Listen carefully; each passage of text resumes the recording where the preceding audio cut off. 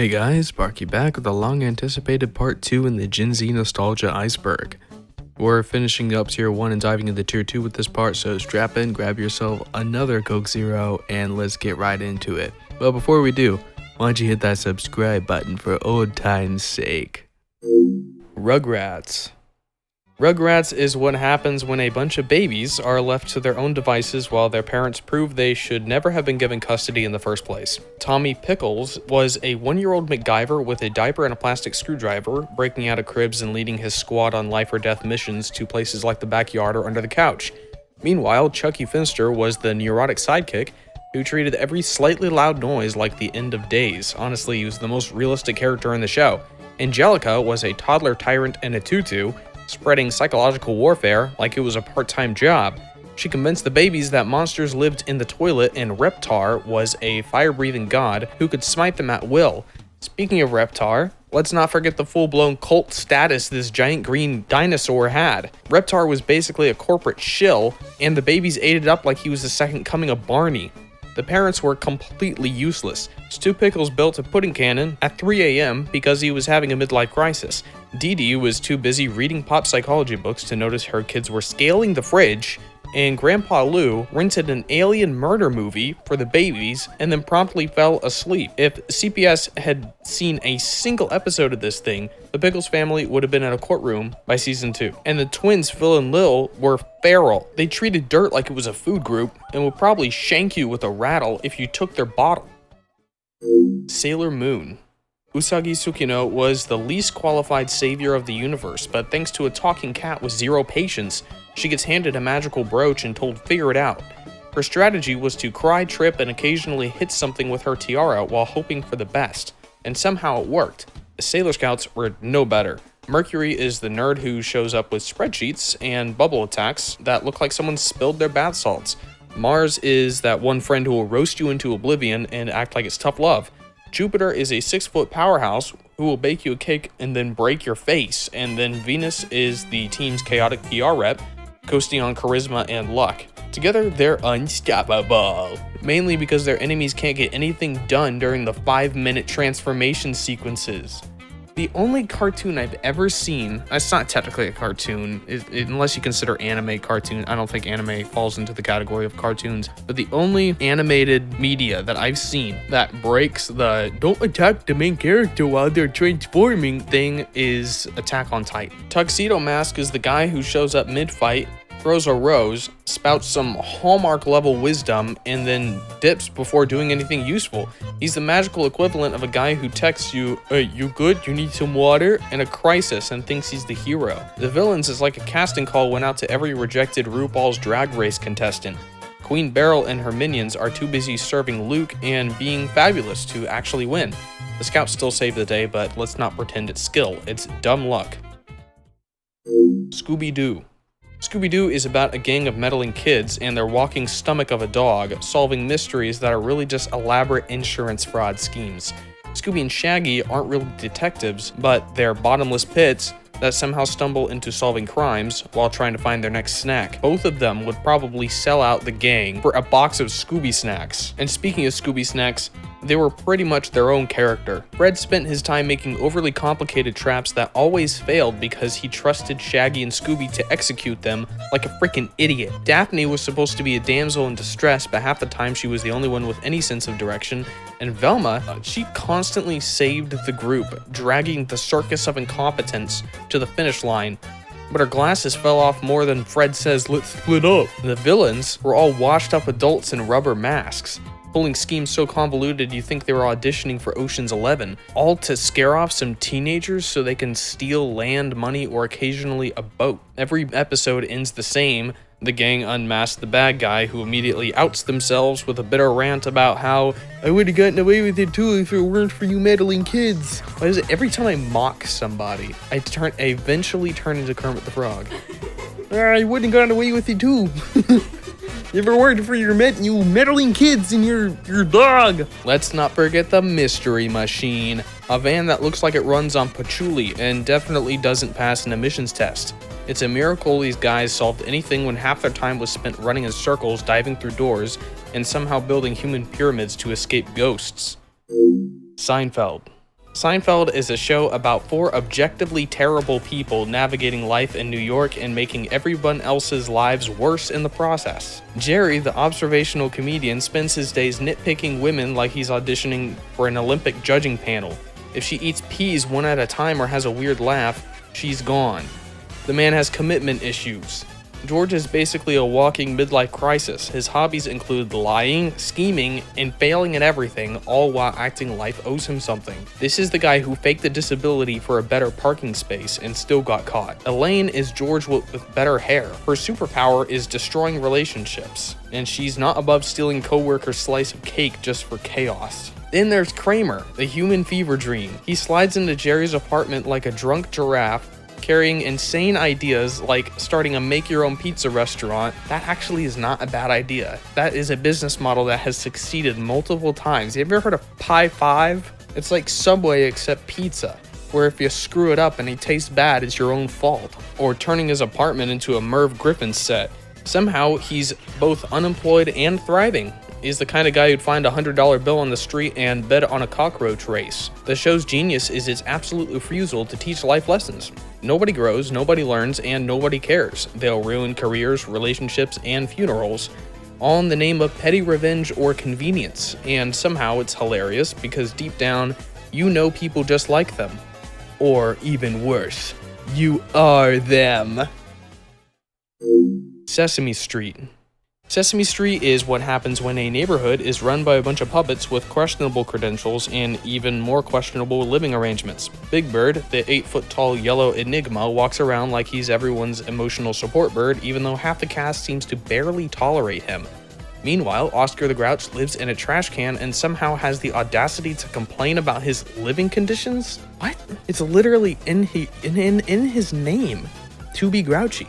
Cookie Monster, also known as Sid. Yes, Cookie Monster actually has a name, and it's Sid, which I don't know what Sid is short for. Sedacious? Sidister? It's probably Siduki Monster or something. His whole personality is eating like he's been stranded on a desert island for years, except his diet consists entirely of cookies and whatever happens to be within arm's reach, except for that one time they tried to make him into the Veggie Monster, which was a horrible idea. Elmo is a red fuzzball of chaos, who somehow became the breakout star thanks to a giggling fit and a weirdly intense obsession with his pet goldfish, Dorothy. And Grover is basically the neighborhood overachiever who tries way too hard at everything and still fails spectacularly. Let's not forget the Count, who takes basic math skill and turns it into a thunderstorm-filled gothic opera. Can't even walk past a group of apples without needing to dramatically count them while lightning splashes in the background. Bert and Ernie are the original odd couple, arguing over things like rubber ducks and paper clips, like they're in a sitcom nobody asked for, much like Seinfeld. The show claims to teach kids letters and numbers, but half the time it feels like you're watching an elaborate fever dream where an alien in a trench coat is asking people about the alphabet. Somehow, though, it works, and generations of kids have grown up thinking that living next door to a vampire and a guy who eats trash is just a part of life, which sometimes it is a part of life. To live next door to someone who eats trash. South Park. South Park is the TV equivalent of a middle finger, flipping off everyone and everything without breaking a sweat. The show follows 4 foul-mouthed kids, Stan, Kyle, Cartman, and Kenny, living in a Colorado town where absurd is just another Tuesday. Want aliens? They've got 'em. Satan dating Saddam Hussein is canon. A pandemic caused by giant guinea pigs? Sure, why not? Cartman is a human embodiment of chaos, combining unchecked narcissism, casual bigotry, and a knack for turning minor inconveniences into world-ending disasters. He once fed a kid his own parents in a bowl of chili just to prove a point. Meanwhile, Stan and Kyle try to be the voice of reason, which usually involves yelling, "Shut up, Cartman," before anything goes off the rails. Kenny, this dude almost dies every single episode only to respawn with no explanation like a video game character who missed the patch notes or something. Like Subaru from ReZero. Except the spawn points are always never mind. The adults are somehow worse than the kids. Randy Marsh is a walking midlife crisis, much like George from Seinfeld. A lot of this goes back to Seinfeld, actually. The whole Gen Z nostalgia iceberg is just Seinfeld. wearing different masks. Randy Marsh is a walking midlife crisis who spent his time as a weed farmer, a drunk, and Lord, the pop singer. Mr. Garrison's gone through more personality changes than a soap opera actor, and Butters is perpetually one bad day away from becoming a supervillain. No topic is off limits. Religion, politics, celebrities, global crises, South Park skewers it all with zero apologies. SpongeBob. SpongeBob SquarePants is the story of an overzealous sponge with the energy of 10 toddlers on sugar highs, and a knack for turning simple tasks into full-scale disasters. SpongeBob works at the Krusty Krab, flipping patties with so much enthusiasm you'd think minimum wage came with a bonus for joy. His boss, Mr. Krabs, is a money-hoarding crustacean who'd probably charge you for oxygen if he could. Patrick Star, SpongeBob's best friend, is a pink lump of pure stupidity who somehow manages to survive without a single functioning brain cell. His life philosophy is do nothing and fail upwards, and honestly, it works out better than it should. Meanwhile, Squidward is the world's saltiest cashier/clarinet enthusiast who dreams of a better life but can't escape his HOA nightmare neighbors. You know, the older we get, the more we sympathize with Squidward. That's just a part of life. The supporting cast is very odd. Sandy Cheeks is a Texas-born squirrel living underwater in a glass dome, karate chopping her way through life like she didn't sign up for this nonsense, even though she most definitely did sign up for living underwater. She remains there. I don't know why, whatever. Plankton, the one-eyed villain, spends every waking moment trying to steal the Krabby Patty formula, which is basically the ocean's version of the Holy Grail. Bikini Bottom is a society held together by duct tape and nonsense. One minute you're jellyfishing in peace, and the next, a giant worm is eating the town, where SpongeBob's laugh is driving everyone insane. Star Wars. Star Wars is the greatest space soap opera ever, where a whiny farm boy somehow saves the galaxy with the help of his emotionally distant dad, a smuggler who thinks he's too cool for school, and a princess who's way out of their league. Luke Skywalker starts out as a moisture farmer, which sounds like the least desirable job ever. Oh, I gotta go out to the farm, get some of that moisture. Hopefully the ground will provide this season. Luke Skywalker starts out as a moisture farmer and ends up being the galaxy's most insufferable Jedi, crying about his daddy issues and somehow blowing up a literal moon-sized space station multiple times. And let's not even talk about how fast he goes from, I'm not ready for this responsibility, down to taking down everyone in his family tree. Darth Vader, Luke's dad, spoilers, by the way, in case you haven't seen it, freaking spoilers. He's basically the universe's angriest guy with an asthma problem, wearing a suit of armor. His idea of being a father is throwing tantrums and choking subordinates, but when Luke asks him to be a dad, he's like, I'll think about it, chap. Why'd you go play? Meanwhile, Darth Vader literally threw the galaxy into chaos because of one emo outburst over losing his wife. Han Solo is the guy who can't be bothered by any of the galaxy's problems unless there's money involved. The guy's only claim to fame is smuggling, barely escaping death, and making Leia fall for him even though he has zero redeeming qualities besides looking hot while doing anything he does. His spaceship is a hunk of junk, that's a quote, but apparently it's got more power than the entire Imperial fleet. The whole franchise is a train wreck of terrible decisions. You have spaceships that can't make a jump without risking destruction, a Death Star that seems to blow up every other day, and Jedi who meditate on their problems instead of actually doing anything useful. The only thing constant in the entire saga is the fact that you'll still be cheering when someone pulls out a lightsaber even if you've seen it 1,000 times. You know, and they pull it out and it's like...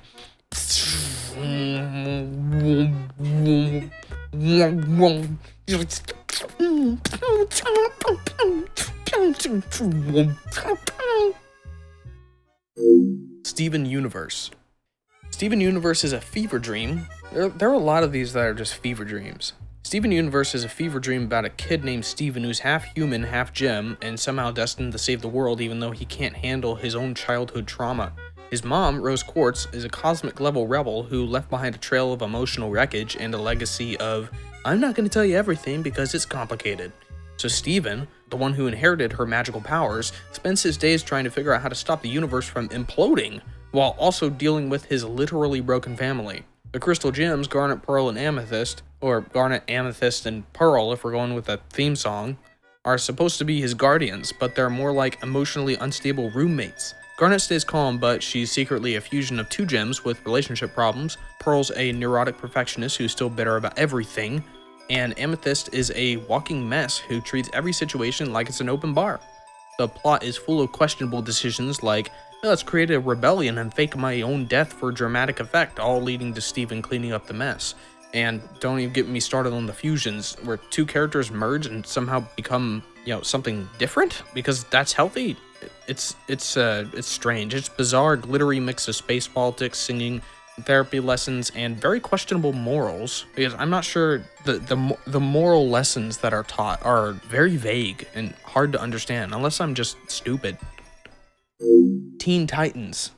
Teen Titans is what happens when a bunch of angsty teens with superpowers try to save the world, but they mostly just yell at each other and argue about who ate the last slice of pizza. Robin, the self-appointed leader, is constantly trying to prove he's Batman's sidekick without a shred of evidence pointing to that fact. Cyborg is the tech genius who builds gadgets but never gets to relax. Raven is the brooding goth who can summon dark magic but can't summon a friend to hang out with. And Beast Boy is a walking meme who turns into animals but still has identity problems. And if I was Beast Boy, I would have identity problems too. Starfire is an alien princess who spends half the show trying to figure out Earth's weird customs, like what's with the obsession with pizza. And meanwhile, the villains are a mishmash of absolute chaos. Slade is the terrifying mastermind with an unnecessarily complicated plan to break Robin's spirit, as if that needs any help. And Brother Blood is just another random villain trying to make a cult of teenagers, which is shockingly easy to do. The show's real charm is a mix of over-the-top battles, awkward teen drama, and just strangeness. They save the day, but not before getting sidetracked by their own personal issues, self-esteem crises, and too many snacks. Like, what? The Teen Titans never really grew up, but at least they learned that sometimes fighting evil just means dealing with your own nonsense first. Am I right? Unless we're talking about Teen Titans Go, in which there is no plot, there are no stakes, and the show shouldn't exist. Teletubbies. Teletubbies is a psychedelic nightmare, fever dream, I had to put it in there somehow, where four colored blobs, Tinky Winky, Dipsy, Lala, and Poe, spend their days prancing around a field, talking gibberish, and occasionally committing light child endangerment. Their world is a bizarre land full of giant vacuum cleaners, baby-faced sons, and enough nonsensical behavior to make your brain beg for mercy and your eyes crawl out of your own skull and down into a pot of boiling water where they poach themselves and serve themselves up on a... I was gonna keep that going for as long as I could. Tinky Winky, the purple one with a handbag, is the first one to defy every logic rule you've ever known, while Dipsy is mostly just there wearing a hat that has no business being that tall. Lala is the overly energetic one who somehow manages to be both creepy and adorable. It's actually a talent they all share, now that I think about it. And Poe's just trying to figure out why no one can explain what they're actually doing. The sun is a literal baby, and it laughs like a demon, which is the least unsettling thing that happens.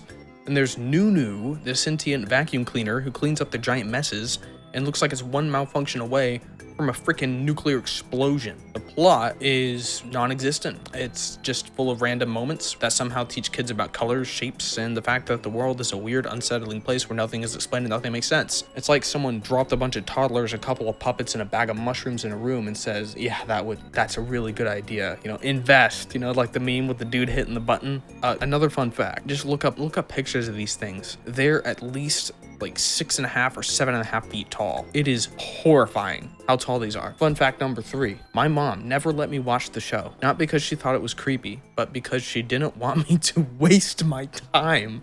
I was a freaking toddler. She knew. So instead I grew up on the AI generated nightmare, or at least it looked like it was AI generated fever dream of JJ the jet plane. Which, looking back, is freaking terrifying. Oh my gosh. It's demonic. The Amazing World of Gumball.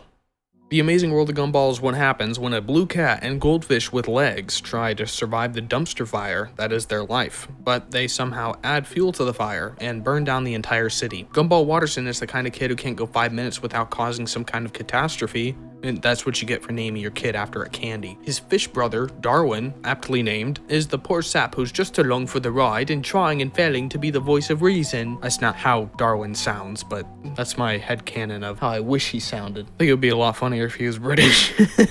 They live in a world where logic is optional. The Watterson family is a walking disaster. Nicole, the mom, is a tiger thing who keeps it all together, and probably by channeling all her rage into a daily yoga routine. Richard, the dad, is basically the living embodiment of I'm here for a good time and not a long time, and he's a couch potato full time and somehow still alive. There's Anais, the genius toddler, who's the only one in the family with an actual brain and spends most of her time wondering how she's even genetically related to these people. It's crazy.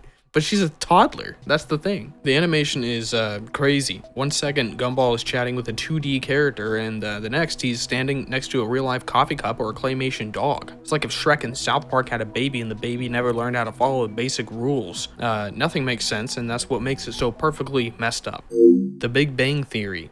The Big Bang Theory is a show about socially awkward geniuses who somehow figured out how to make nerdiness a full-time job while making sure no one ever forgot they had no social skills. Sheldon Cooper is the king of the circus, a walking Wikipedia page with zero emotional intelligence and the ability to make every situation 10 times more awkward. Leonard is the only one who can stand Sheldon, probably because he's convinced that one day he'll get to sleep with Penny, who, despite being a neurotic gold-digging mess, somehow lands a spot on the Geek Squad for no reason other than being attractive. Penny is the kind of person who barely understands what a science experiment is, and probably can't spell hypothesis, but somehow manages to date Leonard and somehow doesn't manage to ruin every aspect of his life with her absolute inability to care about anything other than shopping and getting a laugh. Then there's Howard, who is a walking harassment lawsuit waiting to happen. Spends most of the show trying to convince women he's the best thing since sliced bread while wearing the most aggressive turtlenecks ever. Raj is the sensitive, charming guy who can't talk to women unless he's drunk because that's what makes him a catch. And the worst part is, despite all of their complete lack of self-awareness, the Big Bang Theory somehow became a mainstream cultural phenomenon, teaching us all nerds are just actually normal people with no lives, no skills, no friends, and they can be wildly offensive while the laugh track tells us we should feel bad for them. The Flintstones. The Flintstones is what happens when you combine a suburban dysfunction with dinosaurs and enough slapstick humor to make you question whether the writers were on something. Fred Flintstone, a caveman with the kind of temper that makes a toddler look like a Buddhist monk, spends his days causing problems for his family and somehow managing to avoid being fired from his job at the quarry for incompetence. Kind of like Homer from The Simpsons, actually. The guy's idea of problem solving is screaming and smashing things with a giant rock, which is very relatable. Wilma, his wife, is the one holding everything together while Fred's off pretending he's King Kong and accidentally blowing up the neighborhood, which is very difficult to do actually, considering it's rocks. It's literally called bedrock. Then there's Betty and Barney Rubble, who are just there for the ride, trying not to get caught in Fred's reckless, idiotic plans. Barney, being the only sane person in this prehistoric version of The Office, somehow gets dragged into Fred's chaos, but still ends up as Fred's best friend, because nothing says friendship like covering for your idiot buddy while he ruins your life. The world they live in is an anachronistic nightmare. Dinosaurs serve as cars, phones, and vacuum cleaners, and they never seem to question why they're riding a brontosaurus instead of using actual technology. Actually, probably because it wasn't invented yet. The show is essentially a prehistoric sitcom where every plot line boils down to Fred does something stupid, Wilma yells at him, and somehow it all worked out in the end. The Hobbit. The Hobbit is the original guy gets dragged on an adventure against his will and somehow becomes the hero story, except instead of a reluctant knight, we get a hobbit named Bilbo who's more concerned about his tea than saving the world. Bilbo spends the first part of the book resisting the call to adventure, which is book for I don't want to, before being forced to deal with 13 dwarves who won't shut up about treasure. Then things really take off. Bilbo's out there stealing from trolls, fighting goblins, hanging out with giant spiders. Oh, don't forget the One Ring. Bilbo finds it by accident, and suddenly he's got a piece of jewelry that turns him invisible, but somehow doesn't make him turn into a villain. Except later he actually does turn into a sort of villain, but that's literally a different story. Smaug, the dragon who guards the treasure, is basically the original rich guy hoarding all the good stuff, casually burning down villages. Meanwhile, the dwarves are living in a fantasy version of Extreme Makeover, but with more singing and less furniture shopping. It's like if Snow White was good.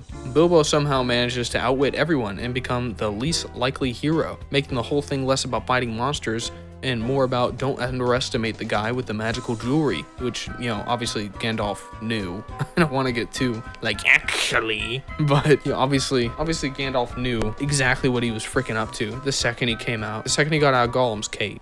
The Magic Schoolbus.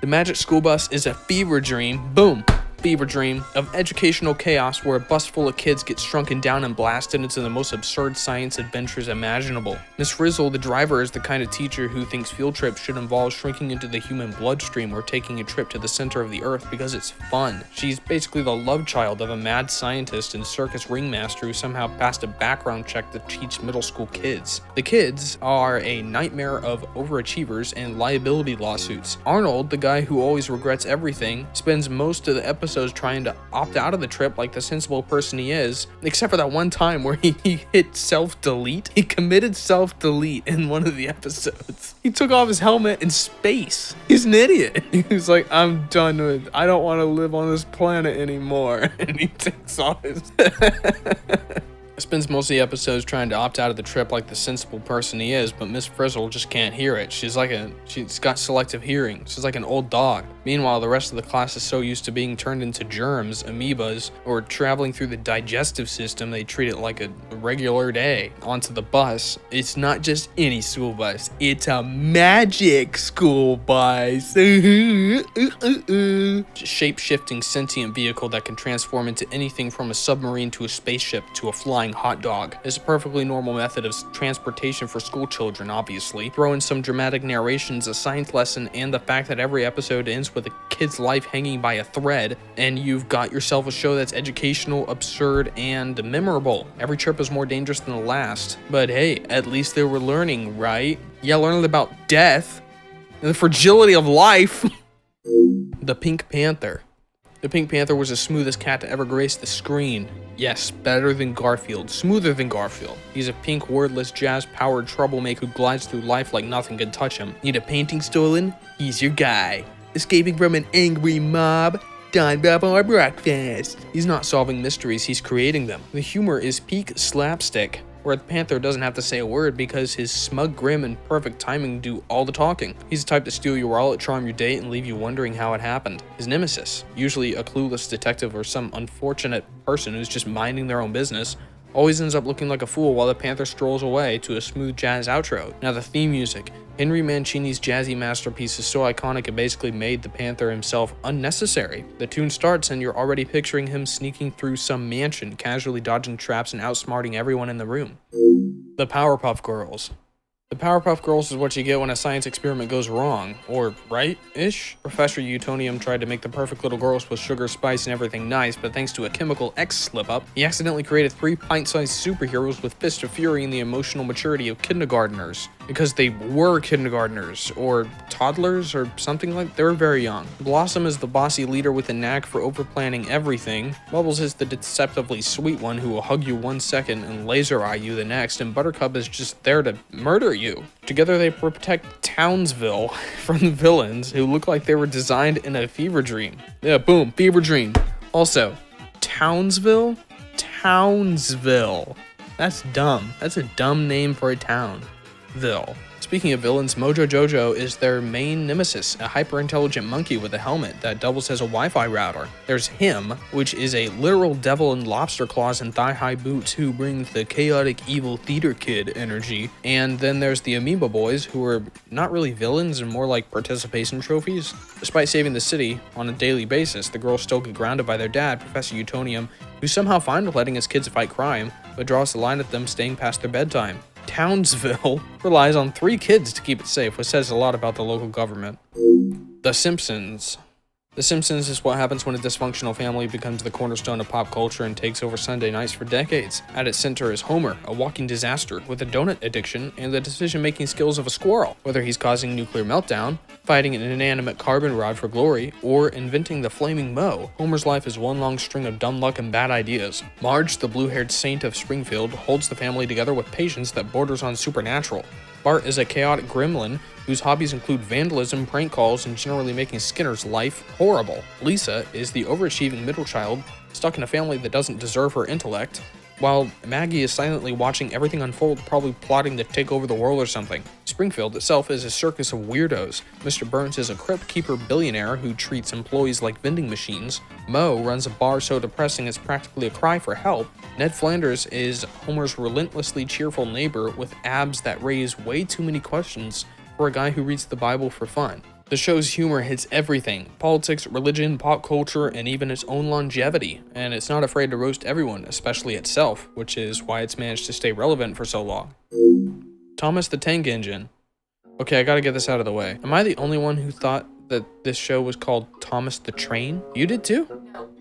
You thought it was called Thomas the Train? Okay, my wife also thought it was called Thomas the Train, so I'm not alone in this. This is my personal Mandela effect, I swear. Thomas the Tank Engine, or Thomas the Train for us living in the correct universe, is a show about an anthropomorphic trains living on the island of Sodor, which if I said that wrong, I'm sorry. You know, sue me. I didn't watch this show as a child. Where their main job is to move freight and emotionally wreck each other. Thomas, the titular engine, spends most of his time causing chaos because he's too impatient to listen to basic instruction. He's like that coworker who insists on taking initiative and then burns the office coffee machine. The other trains aren't much better. Gordon has the ego of a celebrity chef, get it, and treats every job like it's beneath him unless it involves pulling the express.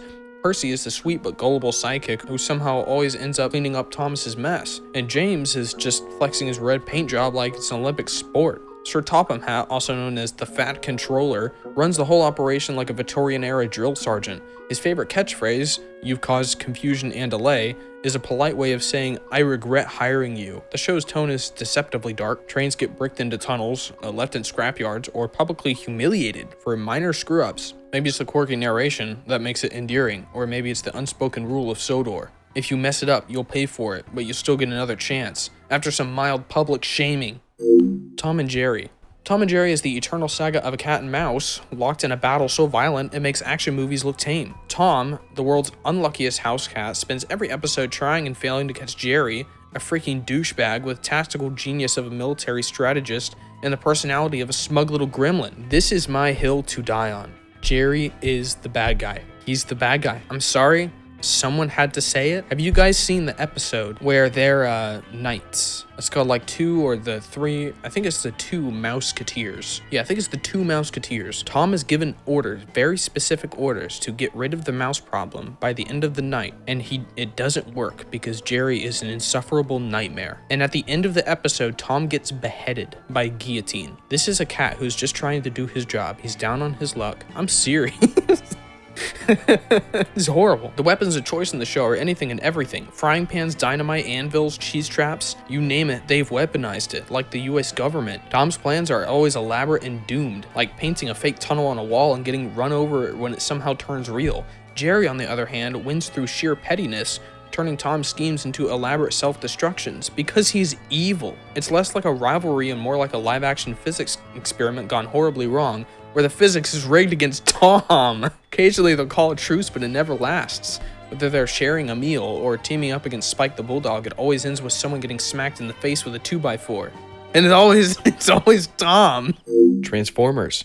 Transformers is the story of alien robots who crash land on Earth and immediately start turning our planet into their personal WWE ring. You got Autobots, led by Optimus Prime, who somehow manages to make speeches sound epic even when he's just talking about car parts. On the other side of the Decepticons, led by Megatron, he's basically the robot equivalent of that angry dude who flips the Monopoly board when he loses. Optimus is the noble leader who transforms into a semi-truck, which is both practical and weirdly specific. Bumblebee, the team's adorable hype man who talks exclusively in radio snippets because the writers decided he didn't need vocal cords. Meanwhile, Megatron transforms into a gun because nothing screams subtlety like turning yourself into a weapon someone else has to use. Speaking of Decepticons, Starscream is the backstabbing second-in-command who spends more time plotting Megatron's downfall than fighting the Autobots. Soundwave is the guy who ejects cassette tapes like he's DJing a death match, and then there's Shockwave, who looks like he was designed during a budget cut and acts like he's auditioning for a sci-fi horror film. When they're not duking it out, they're trying to blend in as cars, which is hilarious because no one in the movies ever questions why the Camaro at the stoplight just talked.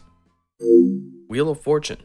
Wheel of Fortune is a game show where a spinning giant carnival wheel and guessing letters somehow became a national pastime. Pat Sajak has been hosting since the dawn of time, where the dinosaurs roamed, delivering dad jokes with the precision of someone who knows he's untouchable. Like, what is the audience gonna do? Boo him off stage? Like, come on. Meanwhile, Vanna White spent decades turning letter revealing into an art form. She glides across the stage like a fairy, like a swan, delivering you to the correct letter. The contestants are equal parts brilliant and baffling. Some solve puzzles with one letter revealed, while others confidently yell out things like a group of pill pushers instead of a group of well-wishers. And the best part is watching someone win a car right after spinning bankrupt 3 times in a row. Winnie the Pooh. Winnie the Pooh is a story about a bear whose life revolves around honey and making every problem someone else's responsibility. Pooh, with all the self-awareness of a toddler who just discovered snacks, will risk life and limb for honey, even if it means getting stuck in a hole for days or dealing with bees that clearly want him dead. Then there's Piglet, who is 90% anxiety and 10% sweater, nervously tagging along with Pooh's schemes because he's too polite to say no. Tigger bounces into every situation like he just has 6 espressos, creating chaos and acting like it's a public service. And Eeyore is just an emo kid. He should be called Emo or something. Spends most of his time moping, losing his tail, and delivering one-liners that hit harder than they should. He was happy that one time though, like with the Book of Pooh live-action puppet movie thing. They threw an anniversary for his tail, the tail-aversary. Meanwhile, Rabbit tries to keep everyone in line, which is a losing battle when you live with Pooh as your neighbor. Owl spends most of his time acting like the intellectual of the group, even though he probably can't even spell his own name. And Christopher Robin has way too much free time for someone who's clearly a full-time therapist to these people, or creatures, or puppets, or whatever they are. Wizard of Oz. The Wizard of Oz is what happens when a tornado throws a girl and her dog into a Technicolor fever dream. Boom. Fever dream. Dorothy shows up in a strange land, immediately commits manslaughter by dropping a house on someone, and is rewarded with a pair of glittery shoes that become everyone's obsession. Glinda, the so-called Good Witch, offers no real help besides vague advice and a lot of sparkles, essentially functioning as a motivational Pinterest board. The Scarecrow, Tin Man, and Cowardly Lion join Dorothy on her journey, each with problems that could have been solved with a bit of self-reflection and a good therapist. Scarecrow says he doesn't have a brain, but spends a whole movie solving problems. The Tin Man cries about not having a heart, but is somehow the most emotional one in the group. And the Cowardly Lion is scared of his own shadow, but still somehow volunteers for every dangerous task like he's trying to prove something. We got the Wicked Witch of the West, who's furious about her sister's murder, and those cursed ruby slippers. Her big plan to stop Dorothy is creating chemtrails and a water bucket that backfires spectacularly. Yu-Gi-Oh! Yu-Gi-Oh! Is a show where the fate of the world rests on a card game, and this is just completely normal. Yugi Muto starts as your average quiet kid until he solves an ancient Egyptian puzzle and gets possessed by the spirit of a pharaoh, who's basically the ultimate hype man. Regular Yugi is sweet and mild-mannered, while Pharaoh Yugi shows up with glowing eyes, a deep voice, and zero chill about crushing his opponents. The duels themselves are just theater.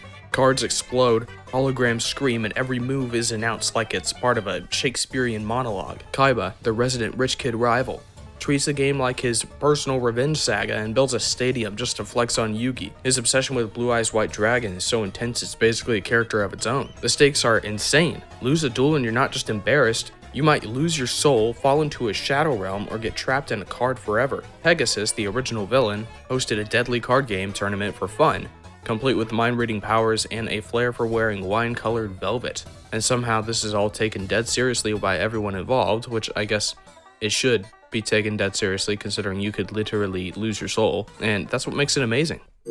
Sonic the Hedgehog.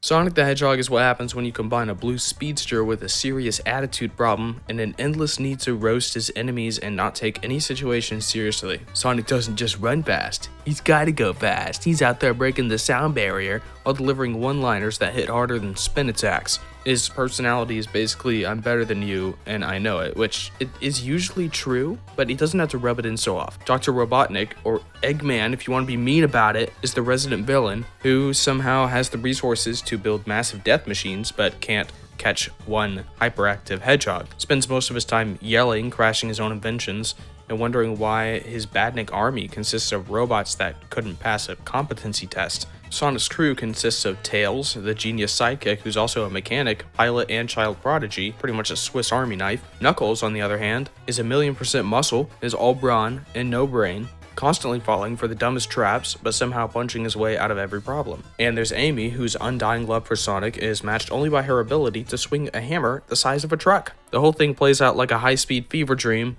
boom, where the stakes range from saving woodland creatures to stopping interdimensional chaos gods. Spyro the Dragon. Spyro the Dragon follows a tiny purple dragon with a big attitude who's somehow tasked with saving the entire realm because apparently no one else can handle it. Spyro's main skills include roasting enemies with fire breath, gliding across massive gaps, and headbutting everything in sight. His confidence is unmatched, especially considering he's about the size of a house cat. Sparks, his dragonfly sidekick, serves as a health bar and moral support, buzzing around like a glowing safety net while Spyro charges literally headfirst into danger. Together, they traverse colorful worlds filled with gems, enemies, and sheep that exist solely to be torched for health. Spyro commits sheep murder regularly. It's as if the company who made this game, like the team lead, had a personal vendetta for sheep. It's like, he must freaking hate these things. He goes on vacation, he sees a sheep, the sheep goes meh, and he's like, shut up! The villains are as over the top as the landscapes. Nasty Nork, or Ganasty Gnork if you want to be weird, is the first big baddie, and he turned all the dragons into crystal statues because he got roasted, verbally, not literally like the sheep, on live TV. Later, Spyro faces off against wizards, sorcerers, and other creatures with grudges as poorly thought out as their evil plans. You play as Spyro headbutting chests to open them, flying in zero-gravity loops, and collecting more gems than Spyro could ever hope to spend. It's a whimsical, fire-breathing adventure where the only rule is to charge, flame, glide your way through every problem, and destroy as many sheeps as possible. Sheeps? No, it's sheep. I know it's sheep. Super Smash Bros. Super Smash Bros. Is what happens when Nintendo decided to throw their most iconic characters into a battle royale and let them fight to the death. The premise is, there's no premise. It's just Mario punching Pikachu in the face while Kirby swallows Link whole. It's less of a game and more like a no-holds-barred family reunion that ends in a fistfight and death. The roster is a fever dream of choices. You got heavyweights like Bowser and Donkey Kong going full WWE, while lighter characters like Jigglypuff float around the arena trying not to get launched into orbit. There's Captain Falcon, whose entire vibe is yelling Falcon Punch and hoping for the best. The items do not help. 1 second you're winning the match, and the next someone grabs a Pokeball, summons Lugia, and you're launched off the stage. The stages themselves are equally unhinged. 1 minute you're on a peaceful Animal Crossing island, and the next you're dodging a giant F-Zero car on a collapsing platform in space. It's the only game where watching Isabelle body slam Ganondorf with a fishing rod feels completely normal. Whether you're mashing buttons or pretending to know advanced combos, which nobody actually knows, Smash Bros. Is just pure unfiltered insanity, where everyone's goal is just to make sure the other person doesn't walk away with their life. Temple Run.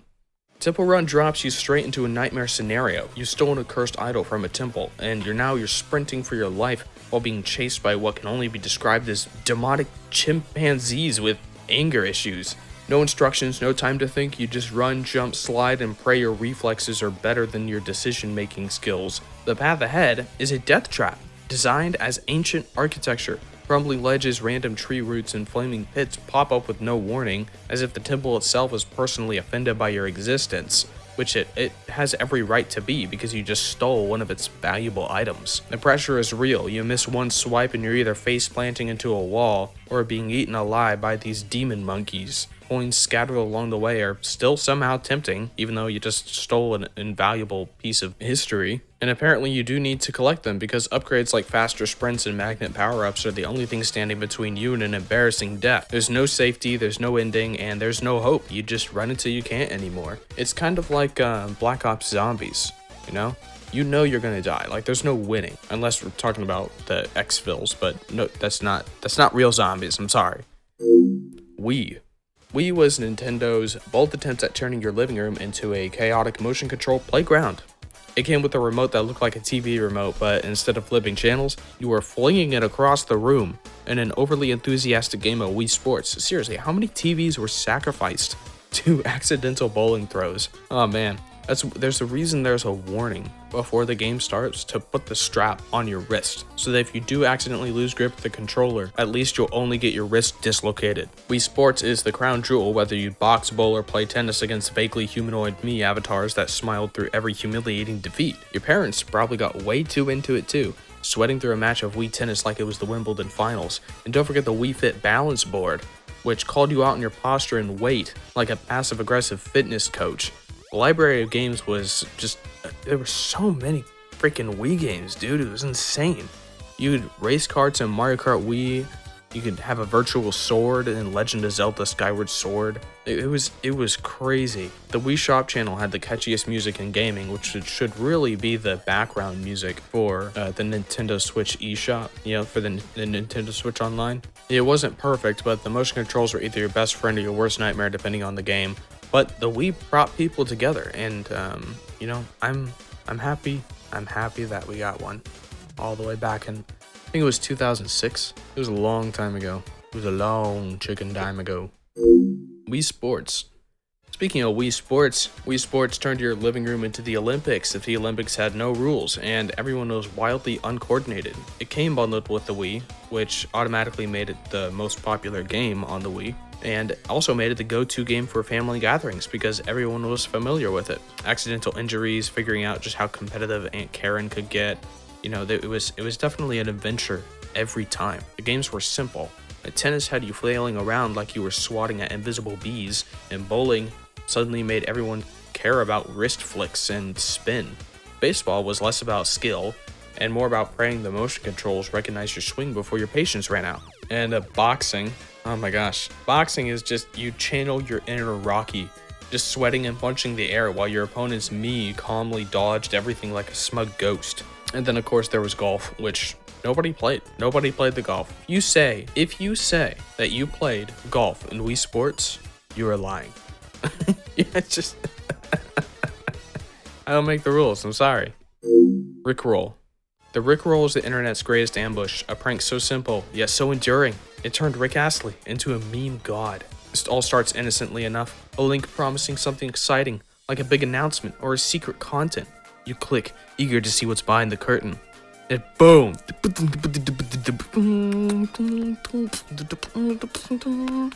There's some music for you, some background music. In addition to the other background, I don't know what's going on here. Rick Astley's Never Gonna Give You Up hits like a time-traveling truck straight out of 1987. It's not just the song, it's the commitment. Every time you click on that link and you're so disappointed it's just a Rickroll, he still earnestly dances for you with the blazer that's slightly too big. There's random shots of him swinging in the alley. Every detail is designed to leave you baffled and delighted. It's like when you're looking for important news or you're checking out someone's resume or something like that. And the next you're serenaded by Rick promising he'll never let you down, which is ironic considering you definitely just got left down. Runescape. Runescape was the ultimate medieval grindfest where you could go from slaying dragons to cooking shrimp on a beach in about 5 minutes. It dropped you into the world of Galenor, armed with nothing but a wooden sword, a tunic, and a complete lack of direction. The game didn't hold your hand, it gave you a map and said good luck, and let you figure out how to make it in a world where a cow could probably kill you at level 1. Honestly, a cow could probably kill me. We are not immune. If cows decided to become predators one day, humanity is screwed. Questing was the heart of RuneScape, with storylines that ranged from epic battles against demon lords to baking a cake for a chef who was too lazy to do it himself, which at that point he has to give up his title as chef. Every quest was either ridiculously easy or soul-crushingly difficult. There was no in between. And don't get me started on Dragon Slayer. If you didn't die 10 times trying to kill Elvarg, don't talk to me. The Grand Exchange was basically Wall Street for fantasy nerds, with people flipping rune scimitars for profit while others just begged for free gold in Varrock Square. Speaking of Varrock, it was the hub for scammers, dual hustlers, and those guys offering free armor trimming, which is just them stealing your armor. Training skills was a grind test that tested your patience and sanity. For mining, you would click the rock and wait. For fishing, you click the spot and you wait. For wood cutting, you click the wood and you wait. And for some reason, sitting in lumberage chopping down trees for hours felt weirdly satisfying. Despite the pixelated graphics and occasionally janky gameplay, RuneScape was a chaotic, addictive world where the grind was the point, and every player had a story about getting scammed, PK'd in the wilderness, or accidentally attacking a guard, and immediately regretting it. Slenderman.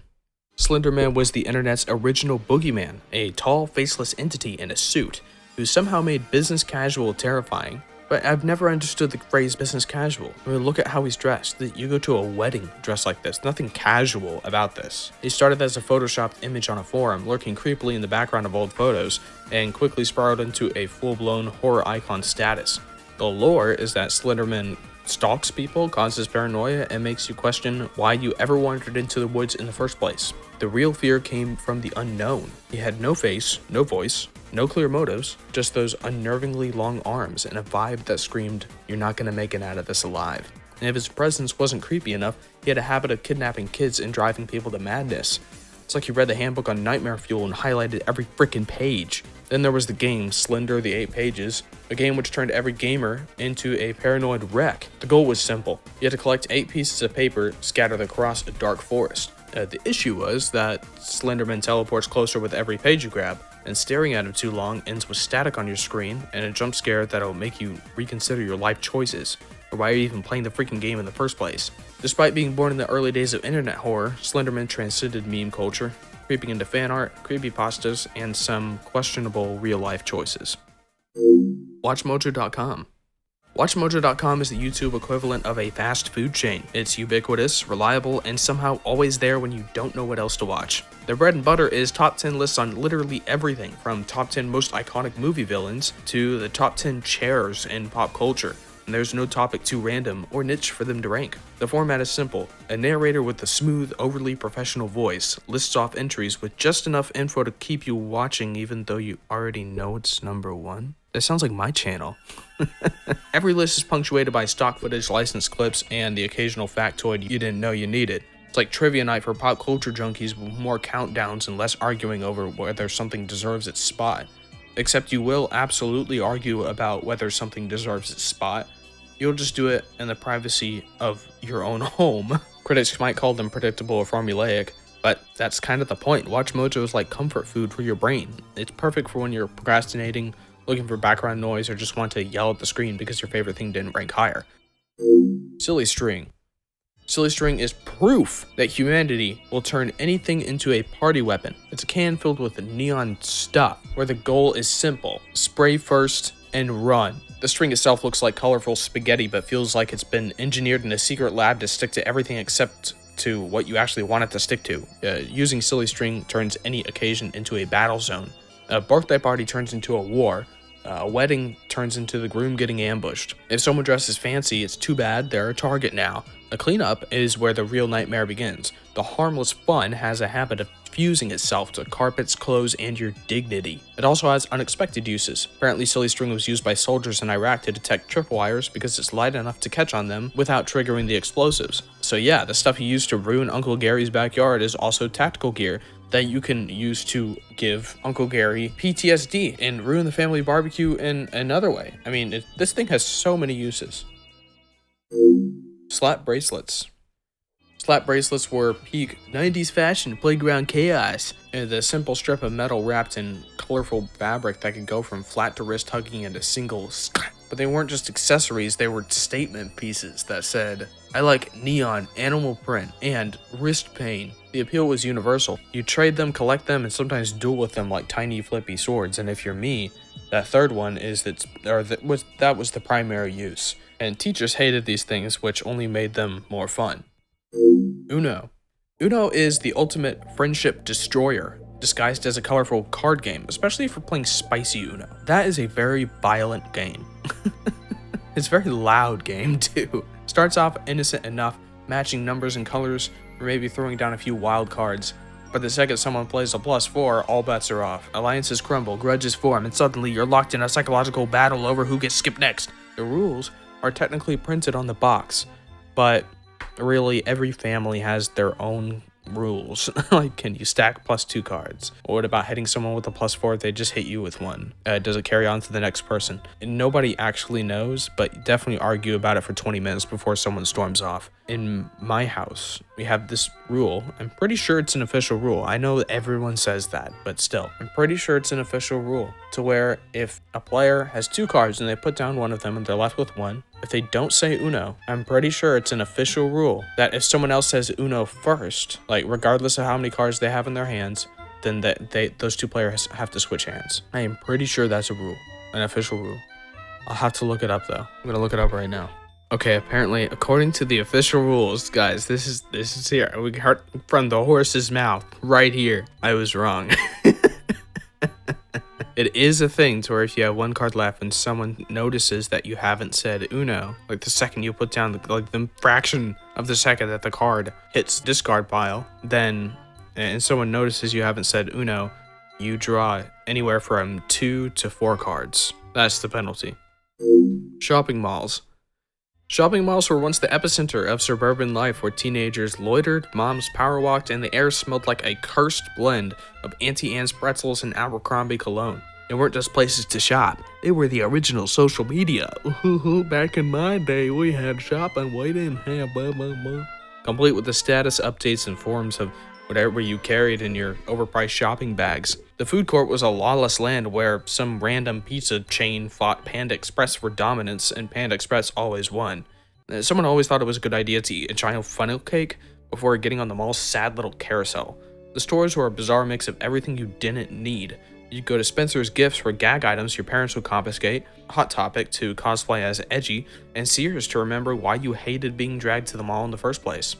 And there were the people who ran the kiosks, the highway robbers of the retail world. Trying to walk past without someone pitching hair straighteners or knockoff phone cases was like dodging bullets in the Matrix. And who can forget the existential dread of the department store Santa, where crying kids got traumatized while their parents bribed them to smile. The only good department store Santa, or any, not Santa in particular, but any kind of like Winter Wonderland / whatever, was in a movie. It was an Elf. It's the only time it looked appealing.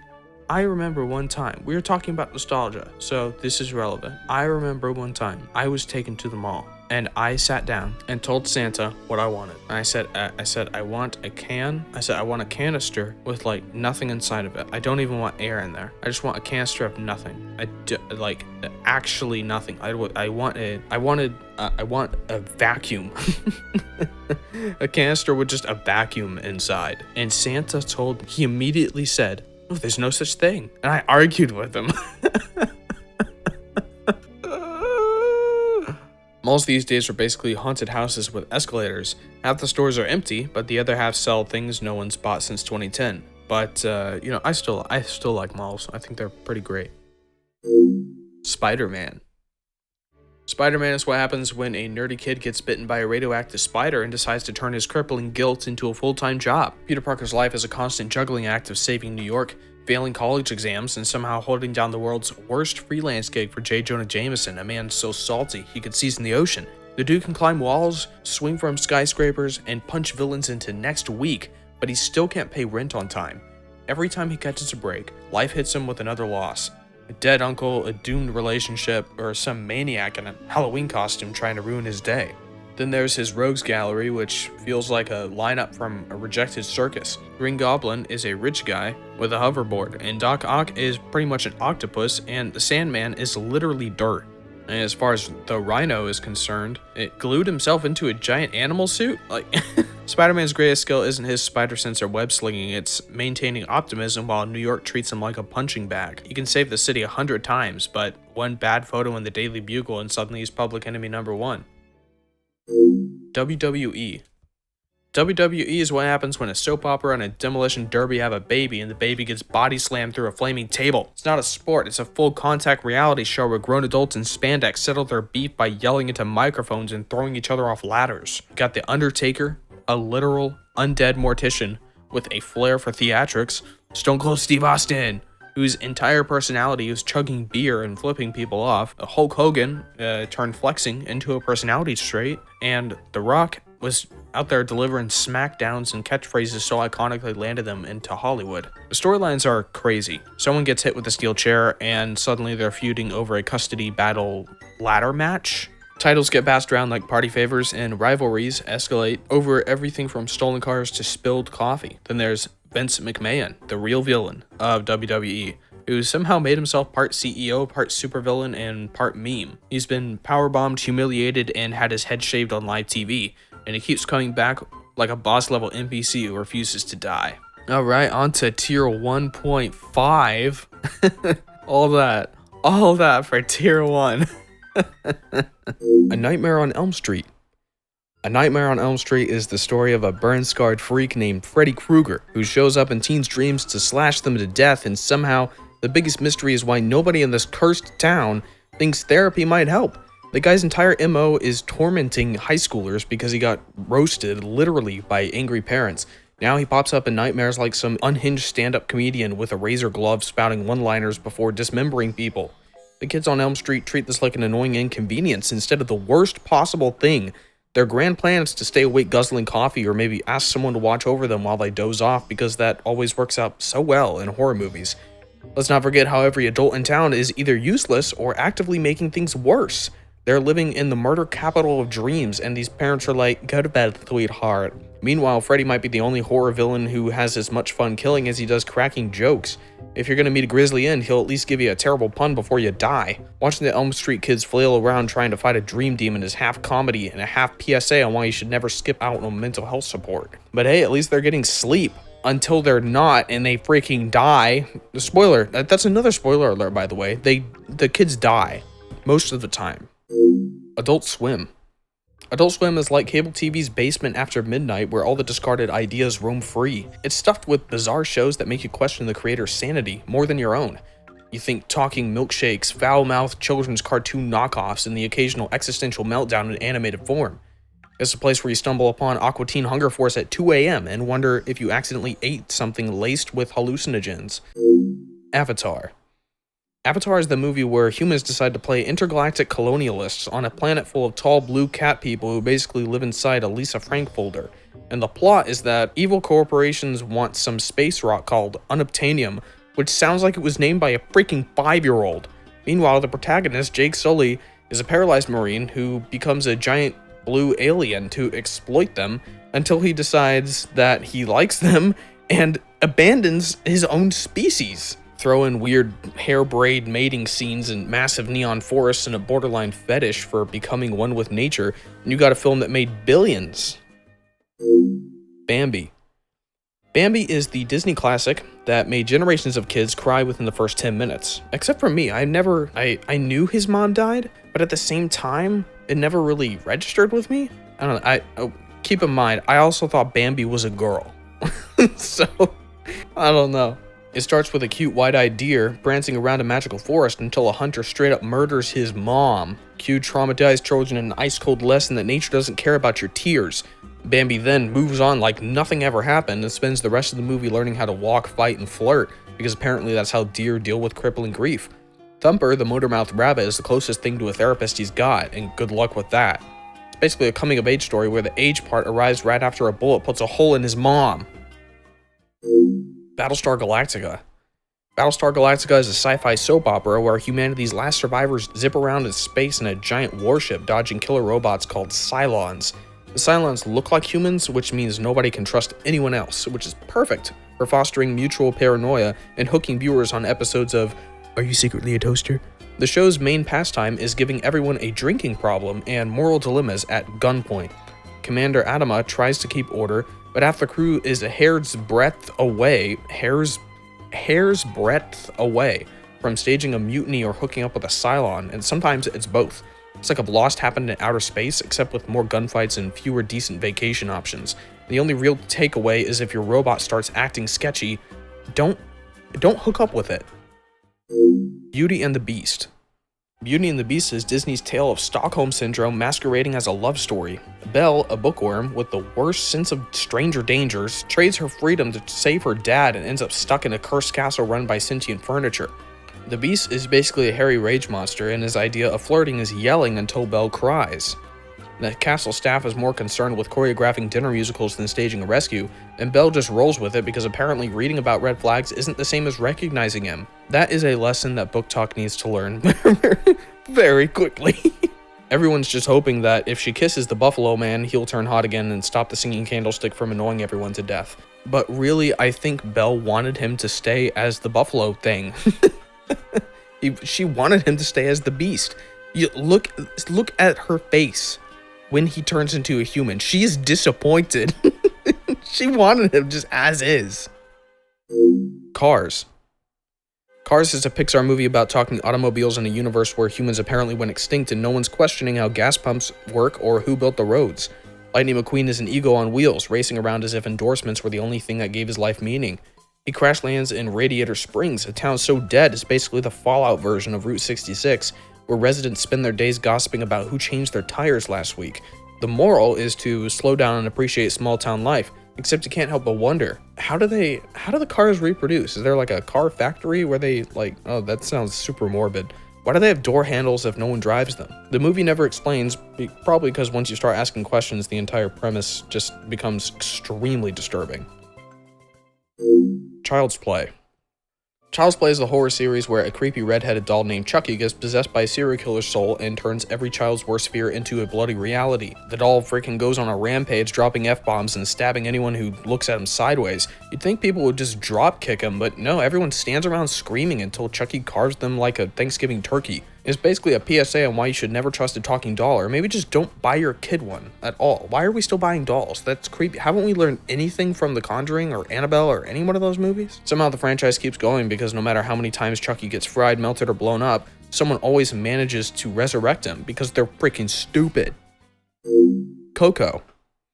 Coco is Pixar's neon-colored love letter to family, music, and the afterlife, where a kid named Miguel accidentally stumbles into the land of the dead. Apparently, you can get there by stealing a dead guy's guitar. Once Miguel arrives, he finds out that his great-great-grandfather might be a famous musician, and that the afterlife is basically a giant fiesta with skeletons wearing flashy outfits.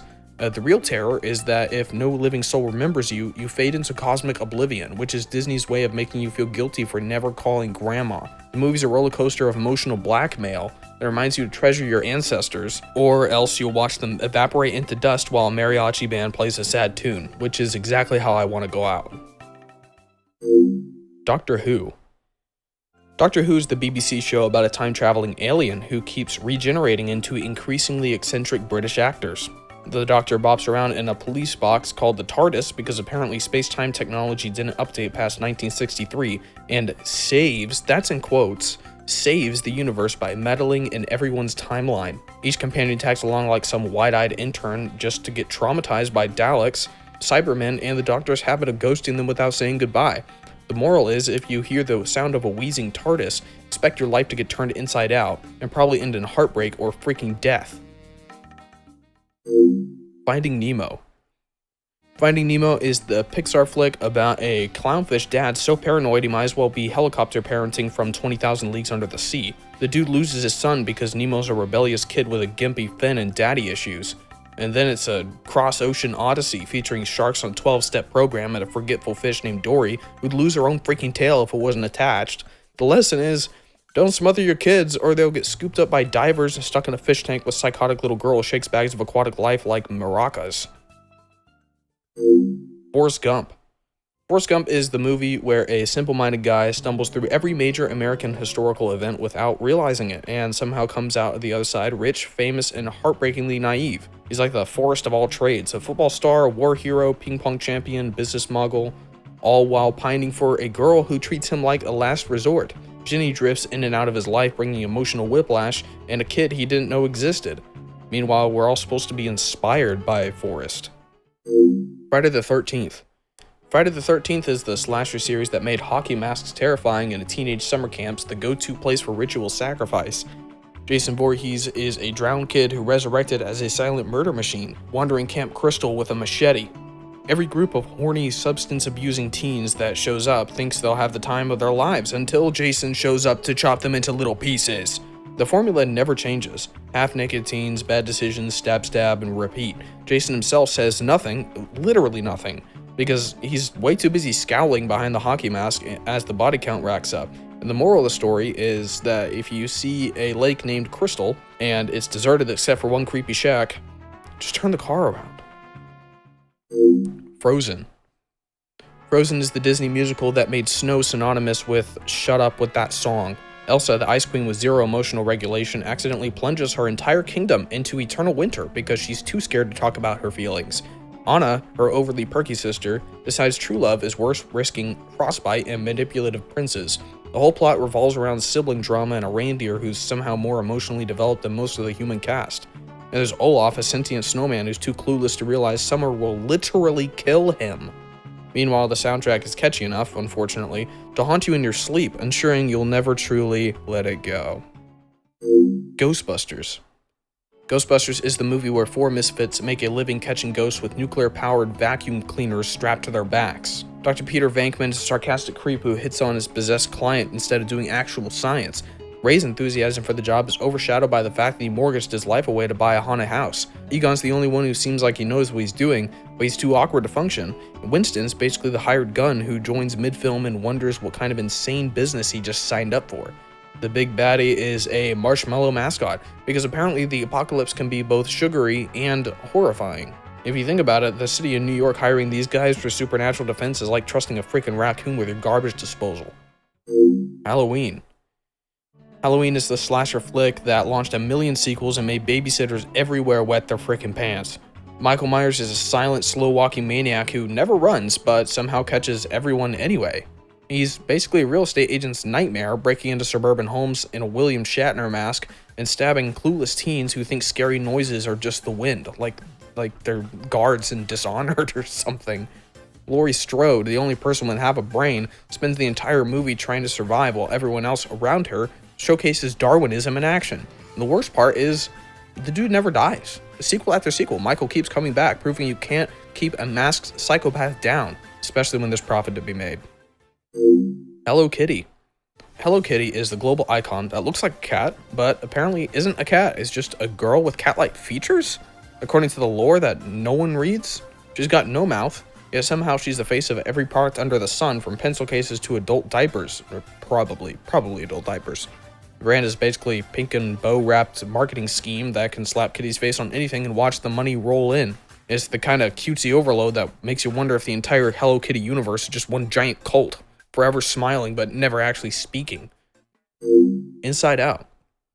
Inside Out is Pixar's attempt to make a therapy session kid-friendly by personifying the voices in your head. The story follows a girl named Riley as her emotions, joy, sadness, anger, disgust, and fear, basically drive her sanity like an Uber driver. Joy is a manic pixie cheerleader who wants everything to be sunshine even when Riley's life is crumbling, while sadness is an Eeyore wannabe who's too depressed to walk half the time. The moral is that feeling bummed out is actually okay, which is a nice sentiment, except that the movie also reveals that your entire personality can vanish the moment someone accidentally knocks over your core memories. It also begs the question, you know those emotions, your joy, sadness, anger, disgust, and fear, do they also have inner emotions? Is it just like an infinite emotionception? James Bond. James Bond is the British guy who gets more mileage out of a tuxedo and a martini than any actual espionage. He's supposed to be MI6's best, but half the time he's just seducing villains' girlfriends, wrecking expensive cars, and blowing his cover by announcing his real name. Because stealth is for amateurs. The villains are always cartoonishly evil billionaires who construct elaborate layers, and for some reason, they never just shoot Bond when they got the chance. Instead, they opt for slow, easily escapable death traps, which Bond inevitably flees from after delivering a one-liner. Jaws. Jaws is the movie that made people afraid to step in a freaking kiddie pool, let alone the ocean. A giant great white shark terrorizes a small beach town, feasting on clueless swimmers, while the mayor insists everything is fine.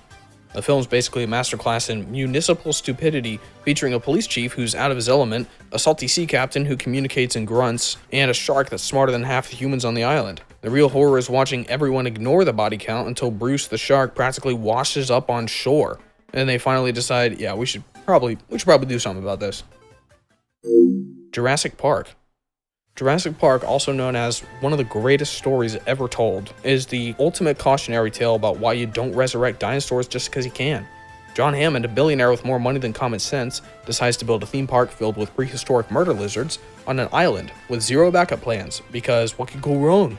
Cue T-Rex rampages, velociraptors opening doors, and scientists wondering if playing God wasn't the best idea.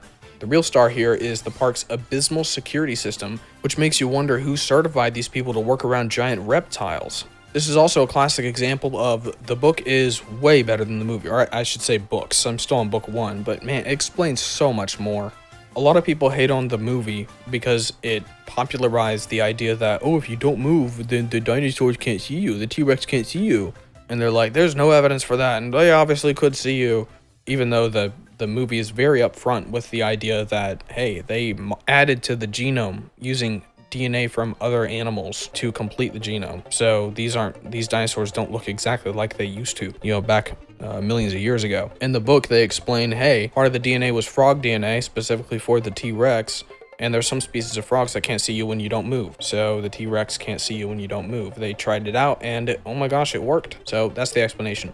They decided to leave that out of the movie though, because a couple extra seconds was too much for Steven Spielberg. Moana. Moana follows a teenager who'd rather sail the ocean than hang around her island village, even though her dad's got a major fear of open water.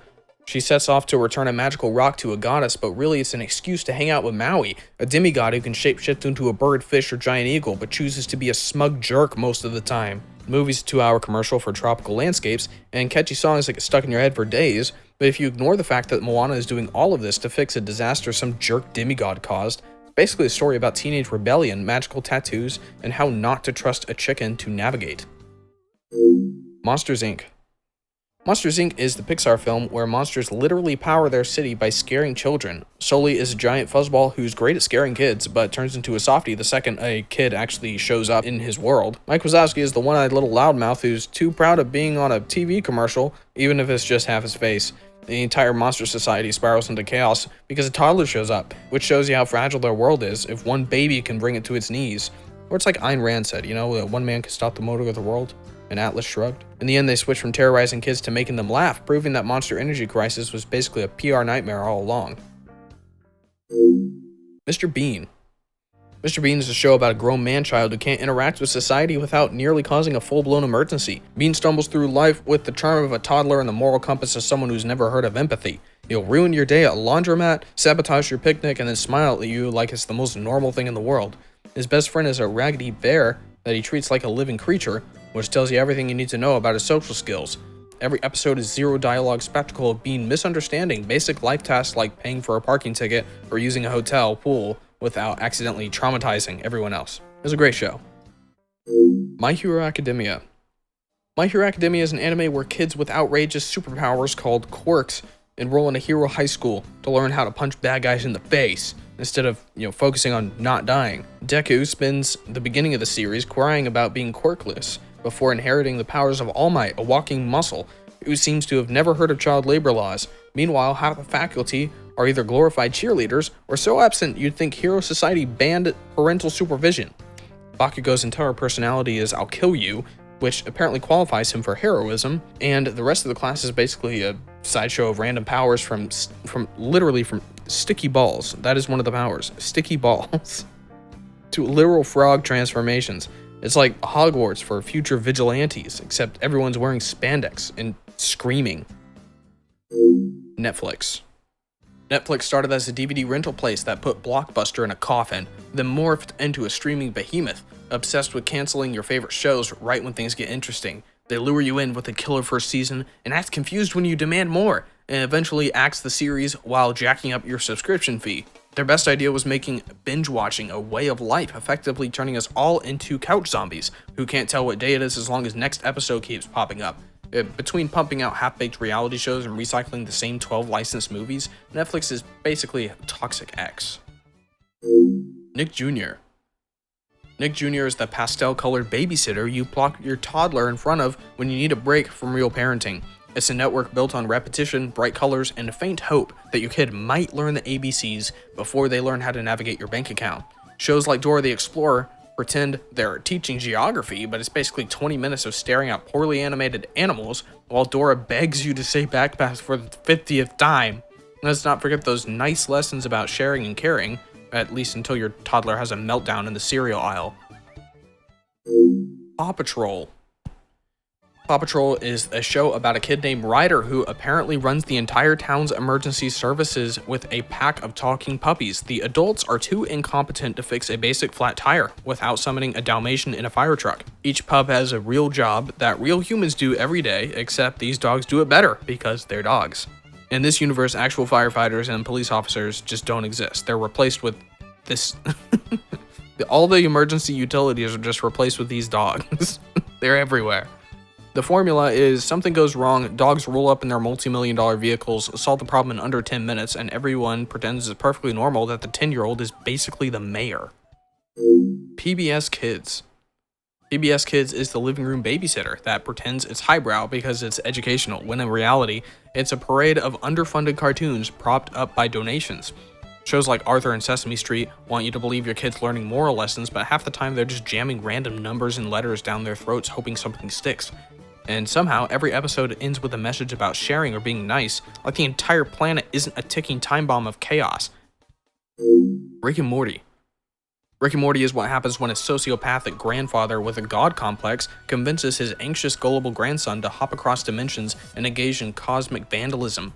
Rick's so-called genius mostly involves traumatizing his family and anyone unfortunate enough to share a multiverse with him, while Morty whines like he's one breakup away from permanent meltdown, which actually happens multiple times. They'll solve some intergalactic crisis one episode, and then destroy a planet full of innocent creatures in the next because Rick was bored or hungry. Meanwhile, the rest of the family is a hot mess, proving that nihilism and crippling self-awareness are the true currency in the show's universe.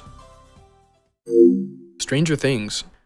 Stranger Things is basically 80s nostalgia where a bunch of nerdy kids fight monsters from an alternate dimension while their parents wonder why they can't just stay at home and do normal kid stuff. The Demogorgon is an overgrown flower that can't mind its own business. Eleven is a telekinetic experiment who's so emotionally stunted she'd fail a kindergarten social skills test, and yet she's the only one who can save the town. And meanwhile, the adults are busy chain smoking and ignoring obvious signs of government conspiracies, because apparently that's what everyone did in the 80s. If you're looking for consistency, you can forget it. Every season they crank up the nostalgia and weirdness until half the cast looks like they're collectively reenacting the Goonies. Tangled. Tangled is the Disney film where a long-haired shut-in gets rescued by a wannabe thief and somehow it's marketed as a love story. Rapunzel's been locked in a tower her entire life, but she's still ridiculously optimistic. Probably because her captor, Mother Gothel, feeds her more guilt trips than actual meals. Flynn Rider, who insists on being called Eugene, is the kind of guy who thinks smirking solves all problems, but hey, at least he's not as toxic as most Disney princes. The entire plot revolves around Rapunzel using her magical hair for everything and healing mortal wounds to swinging like Tarzan. Which begs the question, does she ever wash her hair? I've never seen, well, it'd be kind of weird to say, oh, this is the part where I wash my hair. That 70s Show. That 70s Show is a sitcom where a gang of basement-dwelling teens spend their time getting high, roasting each other, and pretending the 70s weren't just a breeding ground for terrible fashion and questionable parenting. Eric Foreman is a scrawny smart guy whose entire personality is hating his life while dating Donna, the most stable person in the group by default. Hyde is the resident conspiracy nut, and Kelso is proof that you can be both good-looking and functionally brain-dead. Fez is a walking immigration stereotype who can't land a girlfriend to save his life, and Jackie is a selfish drama queen who somehow ends up with Fez for reasons no one understands. Red Foreman spends half his screen time threatening to put his foot up someone's butt, which is really the only sane reaction. The Avengers. The Avengers is Marvel's way of shoving all its biggest egos in one movie so they can fight aliens, each other, and occasionally the laws of physics. Iron Man is a billionaire tech bro who compensates for daddy issues with a flying suit and endless sarcasm. Captain America is a jacked-up Boy Scout from the 1940s who thinks freedom can be punched into existence. Thor is a literal god who can't figure out Earth culture but can flatten a city block. Hulk / Bruce Banner. Banner might be a genius, but his anger management is so bad he turns into a giant green toddler who smashes buildings for fun. And Black Widow and Hawkeye are just normal humans in a world of super lasers and thunder gods. But how are they still alive? The Dark Knight. The Dark Knight is the Batman movie where Christian Bale does a throat-destroying growl, and Heath Ledger steals the entire show as Joker, the clown-faced psychopath who'd rather roast Gotham City just for the heck of it. Batman spends half the film brooding in the shadows and dropping mafia bosses from buildings while complaining no one understands him. Harvey Dent goes from Golden Boy to Two-Face so fast it's like watching a midlife crisis on speed. The Joker's plan is pure chaos, proving you don't need superpowers, just a wicked sense of humor and an endless supply of explosives. And Gordon is the only semi-competent adult in town, trying to mop up after Batman's property damage and the Joker's body count. If you're looking for a happy ending, forget it. Everyone either dies, goes insane, or ends up in therapy for the rest of their miserable lives. The Little Mermaid. Little Mermaid is the Disney movie where a rebellious mermaid named Ariel trades her voice for legs because she fell in love with a pretty face she'd never spoken to. She's so desperate for Prince Eric she'd rather flop around on land like a beached seal than just talk to him. Meanwhile, Ursula is the sea witch who runs an underwater black market for wayward mermaids. She's pretty much the most honest character in the show. I mean, say what you will about her, she might be evil, but at least she's upfront about scamming you. Sebastian the Crab is a reggae stereotype who tries to keep Ariel in line, which is a lost cause, and Flounder is there to remind everyone how incompetent Ariel is. And by the end, Ariel marries Eric in what is essentially a Stockholm Syndrome fantasy. She gave up her family, her voice, and her tail for a dude who can't recognize her face without a voice. The Matrix. The Matrix is a sci-fi mind bender where a hacker named Neo realizes the world is just a glorified VR game run by machines farming humans for energy. Morpheus shows up in a leather trench coat, basically telling Neo, take this pill and get traumatized by the truth, or take that pill and go back to your 9 to 5. Naturally, like any sane person, Neo chooses to leave his dead-end cubicle job to fight sentient AIs that can dodge bullets and turn into anyone with a landline phone connection. Trinity's the leather-clad lady who's so serious you'd think she'd never smiled in her life, and Agent Smith is a walking antivirus software who hates humanity. The message is, reality's fake, your life is a lie, we're all gonna die, come watch TV. A Simpsons movie. The Simpsons movie takes a dysfunctional family from Springfield and amplifies their collective stupidity to nuke the entire town. Homer falls for a pig, accidentally pollutes the lake, and triggers an environmental apocalypse. Meanwhile, the government, led by a cartoonishly evil EPA head, decides to trap Springfield under a giant dome. Marge is the still long-suffering wife who wonders why she hasn't divorced Homer 16 seasons ago. Bart's an underachiever on a naked skateboard joyride. Lisa's pushing environmental activism that no one listens to, and by the end, Homer sort of saves the day, and everyone acts like the town didn't just witness an ecological disaster. The Smurfs. The Smurfs is that cartoon about tiny blue creatures with suspiciously similar genetics, one female Smurf and a village of all dudes, living in mushroom houses and constantly fleeing an incompetent wizard named Gargamel. He's fixated on turning them into gold or eating them. The show never really decided which one. Which begs the question, are Smurfs an ingredient or a snack? And either way, they spend their time singing, picking Smurf berries, and calling each other by literal personality traits. Brainy Smurf, Hefty Smurf, etc. It's like a cult that forces you to live in color-coded communal harmony, kept together by Papa Smurf, the old bearded leader. The Sound of Music.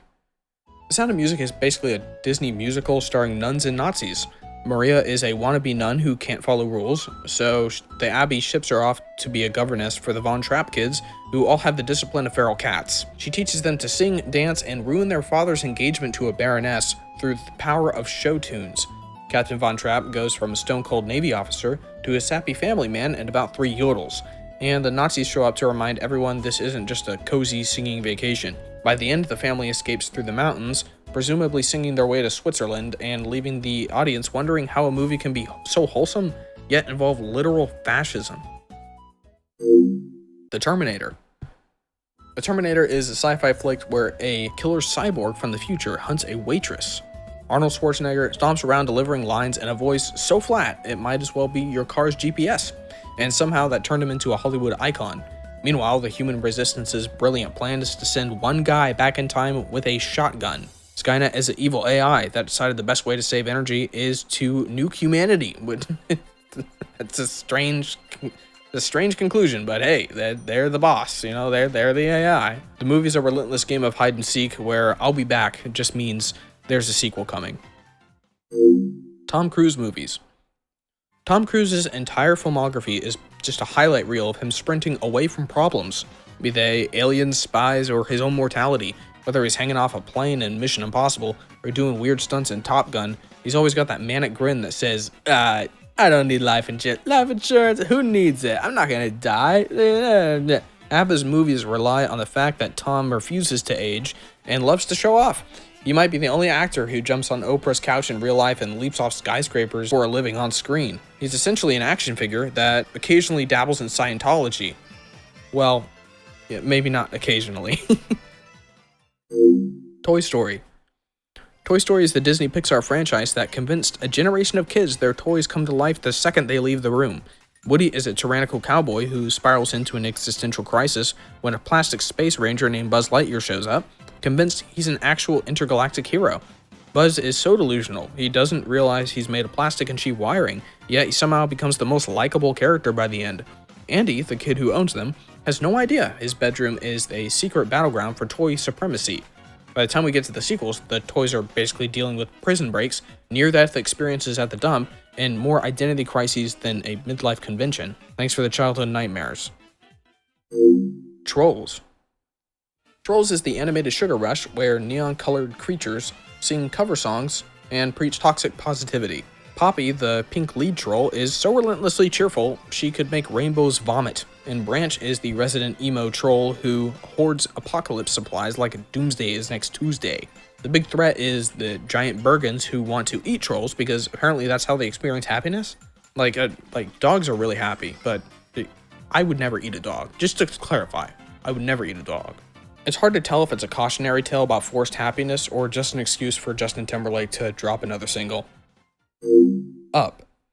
Up is that Pixar movie that rips out your heart in the first 10 minutes by showing Carl and Ellie's entire love story just for her to be killed off. The old man decides to strap 1 billion balloons to his house and go to he and Ellie's vacation spot. He picks up a stowaway kid named Russell whose entire personality is pay attention to me, while Carl is busy lugging his home through some knockoff Amazon rainforest. And there's Doug, the talking dog, who's basically that one friend who never shuts up. Meanwhile, the villain is an elderly explorer who went insane hunting a rare bird. We Bare Bears. We Bare Bears is about 3 bears, Grizzly, Panda, and Ice Bear, who live together like a dysfunctional family in modern society. Grizzly is the hype man who treats everything like an influencer campaign. Panda's an anxiety-riddled social media addict who probably freaked out because TikTok was banned for like 2 seconds. And Ice Bear is a monotone ninja chef who speaks in the third person. The show pretends to be about brotherhood and acceptance, but really it's just 3 giant furballs causing public disturbances. Zootopia. Zootopia is the Disney movie where animals live in a harmonious city that's basically a flimsy cover for a blatant allegory about racism and prejudice. Judy Hopps is a bunny who wants to be a cop, and Nick Wilde is a con artist fox with enough sarcasm to fill a dumpster. The city itself is a labyrinth of pun-based districts because Tundra Town and Sahara Square are the peak of Disney's naming creativity, but somehow it's still better than Townsville. Everyone acts like they solved bigotry, yet the minute predators start going savage, the entire place reverts to pitchforks and paranoia. It's a buddy cop flick where the real criminal is societal stereotypes. Candy Crush. Candy Crush is a phone game that turns you into a zombie, matching color candies until your eyes bleed. It's pretty much Bejeweled, but with sugar-coated themes designed to make you crave sweets while siphoning your wallet for power-ups. The game hits you with the 5 lives that replenish slowly, ensuring you either pay up or beg friends for more chances, because nothing screams friendship like spamming everyone's Facebook with the "help me beat level 147, where the jelly squares are basically impossible." It's the digital equivalent of a casino slot machine, except you get nothing back except dopamine and occasional rage. Counter-Strike. Counter-Strike is the sweaty multiplayer shooter where 2 teams, the terrorists and the counter-terrorists, duke it out in pixelated maps that haven't changed since '99. The players spend half their time accusing each other of hacking and the other half trying to perfect the pixel-perfect headshot. It's a game where you'll spend hundreds of dollars on digital weapon skills, flexing your butterfly knife like it makes you better at aiming. The real challenge isn't bomb defusal, it's surviving the toxic voice chat without hurling your keyboard out the window. But no matter how bad it is, it can't be worse than the original World at War lobbies. Those were brutal. Geometry Dash. Geometry Dash is a rage-inducing platformer that lures you in with catchy electronic music and neon colors and crushes your soul with insanely precise obstacle courses. You control a little square that jumps, flies, and occasionally defies the laws of physics, right up until you hit a spike and you die instantly. Every level is a color-coded fever dream, when each new stage feels like a personal attack on your reflexes. It's the kind of game where progress just means banging your head against a keyboard until your muscle memory finally kicks in. Kahoot. Kahoot is the classroom quiz platform that somehow managed to turn pop quizzes into a competitive blood sport. Teachers use it to trick students into learning, but everyone knows it's just an excuse to see who can match their phone screen the fastest. Between the countdown music and the panic of picking the correct answer before time runs out, it might as well be an anxiety simulator. And don't even get me started on the ridiculous nicknames people choose. There's always that one kid who tries to sneak in something inappropriate before the teacher boots them out and then throws up their hands and says, "You know what? For the sins of one, all will suffer. We're not going to do this anymore." Mortal Kombat. Mortal Kombat is the fighting game famous for its fatalities, over-the-top finishing moves that let you rip out spines. The roster is a collection of insane characters with questionable fashion choices and an obsession with violence. There's Scorpion, who's essentially the poster child for anger management classes, and Sub-Zero, who likes freezing people, hence the name, and breaking their bodies like a twisted ice sculpture.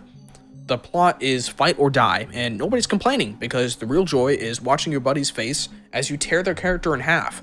If you're worried about realism, just don't worry about realism. The game's just an excuse for pixelated carnage and the iconic "finish him" that still rings in your ears years later. Nintendo Switch. The Nintendo Switch is Nintendo's hybrid console that can't decide if it's a handheld or home system, so it just said, yeah. It's the machine that made you buy Skyrim for the 12th time so you could drag dragons into the bathroom with you. Joy-Con Drift is basically the console's version of planned obsolescence, where your thumbstick starts moving on its own like a possessed Ouija board. The online service feels like it was coded on a flip phone, but, honestly, it's not that bad. I understand some people have their complaints, but it's got Earthbound. That's a great game. PlayStation 4. PlayStation 4 was a console that dominated living rooms for almost a decade, mostly because Sony realized that people will buy anything if the exclusives are good enough.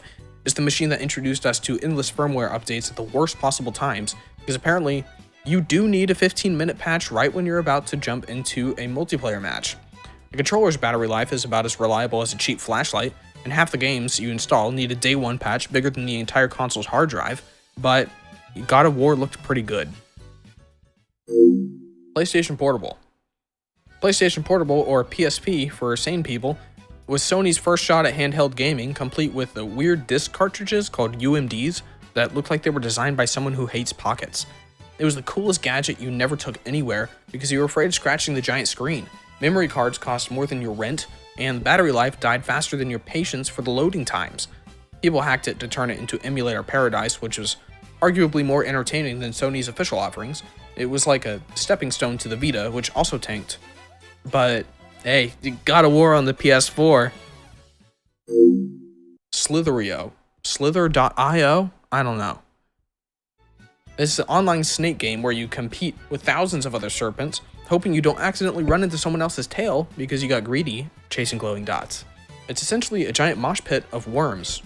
1 second you're on the top of the leaderboard, and the next you crash headfirst into a noob who barely knows the controls, and the only strategy is circle the smaller snakes until they rage quit, and remember that you too are always one bad turn away from total humiliation. Street Fighter. Street Fighter is the classic fighting game where you wanders the world barefoot shooting fireballs and looking for something or someone to punch. The roster is a parade of stereotypes with special moves, from Chun-Li's physics-defying thighs to Dalsim's literal Stretch Armstrong gimmick. Combos require a 6-button dance that feels like you're attempting a cheat code from the 90s, and half the fun is spamming Hadoukens until your opponent rage smashes the controller. The storyline is something about an evil organization, but nobody really cares because they're too busy pulling off 50-hit combos with E Honda's 1000-hand slap. Super Mario 64. Super Mario 64 was Nintendo's first big leap into 3D. Mario runs a Castle Hub world, diving into paintings to LSD-fueled mini-verses. The camera is controlled by a Lakitu on a cloud, which is code for expect to wrestle with angles that make you want to fling your N64 controller at a TV. The game is a classic, but to be honest, it was a bit eerie. Super Mario Galaxy. Super Mario Galaxy catapulted Mario into outer space, giving him gravity-bending planets that look like a kid's science project. You run around on tiny globes collecting star bits like a cosmic piñata, while Lumas, which are pretty much star children, watch you with vacant smiles. Every level is a headache to twisted gravity and weird camera angles, but it's so charming you almost forget you're probably motion sick. Rosalina's the space mom who rules everything from a giant observatory, and somehow Mario is the only one who can jump between planets without needing oxygen. Super Mario Sunshine. Super Mario Sunshine is the tropical vacation that Mario never asked for.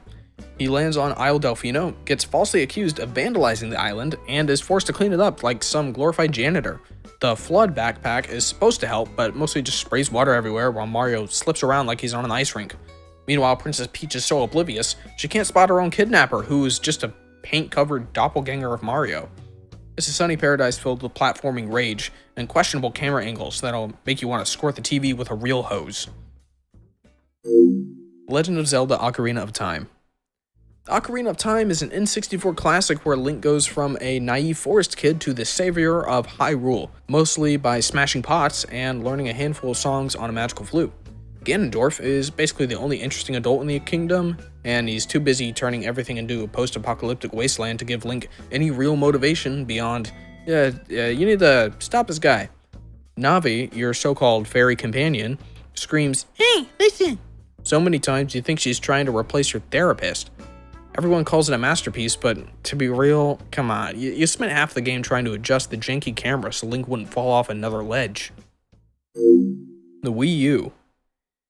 The Wii U was Nintendo's awkward middle child between the Wii and the Switch, featuring a clunky tablet controller that no one asked for and few developers knew what to do with. The name itself was so confusing people just thought it was a Wii accessory.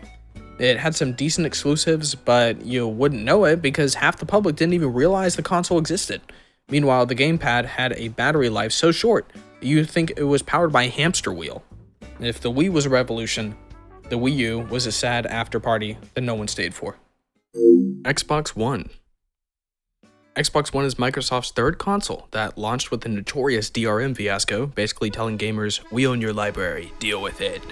They tried to make it sound all about TV, sports, and Kinect voice commands, only to ditch all of that within a year. The console eventually got its act together, but by then everyone was too busy counting pixels in the resolution wars against the PS4. The UI felt like navigating a Windows 8 tile maze, and Cortana lurked in the background like an uninvited party guest. It's a decent machine, but Microsoft nearly torpedoed its own brand by forgetting gamers actually want games, not just forced cable packages.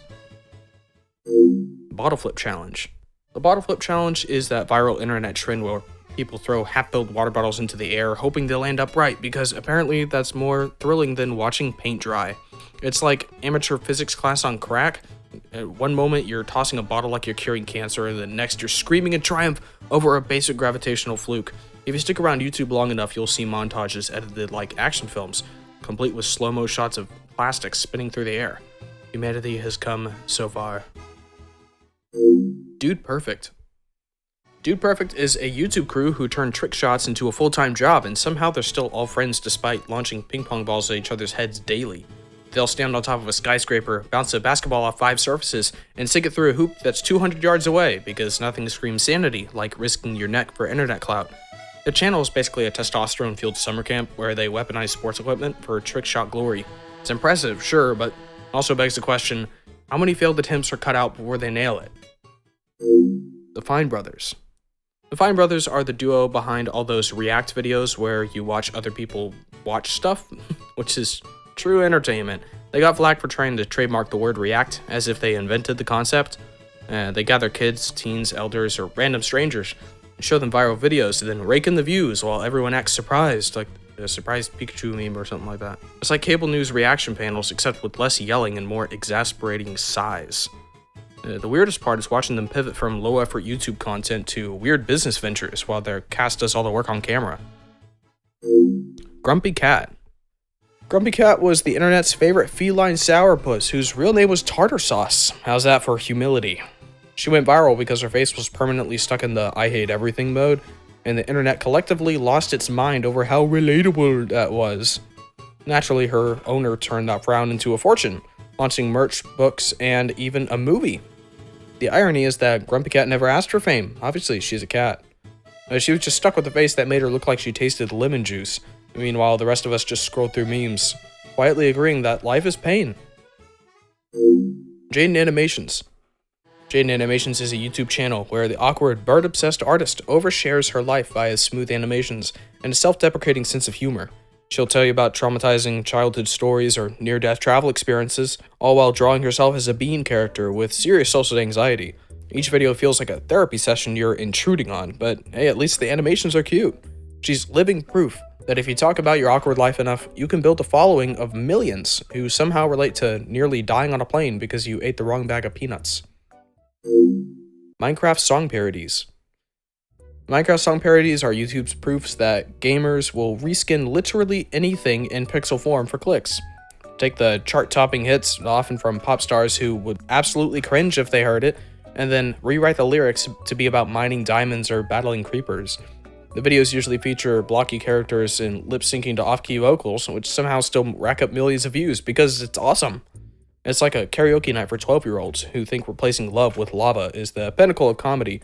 But the worst part is, they're catchy. It's like, you catch yourself humming Revenge at 3 a.m. like you don't want to die inside, like you didn't want to die inside when you first heard it. Like, but come on. Like, when you mean to tell me that when you hear Creeper, oh man, you don't smile? Like, come on. Skype. Skype used to be the go-to for video calls before Zoom came out of nowhere. Microsoft snapped it up, tacked on the bloated updates, and turned it once simple interface into a labyrinth of weird emojis and forced logins. Now it's a relic that you open once a year to talk to your tech-illiterate relative who refuses to watch anything else. Trying to make a call on Skype feels like stepping into a time machine that lags, drops your call, and then politely asks if you want to send feedback.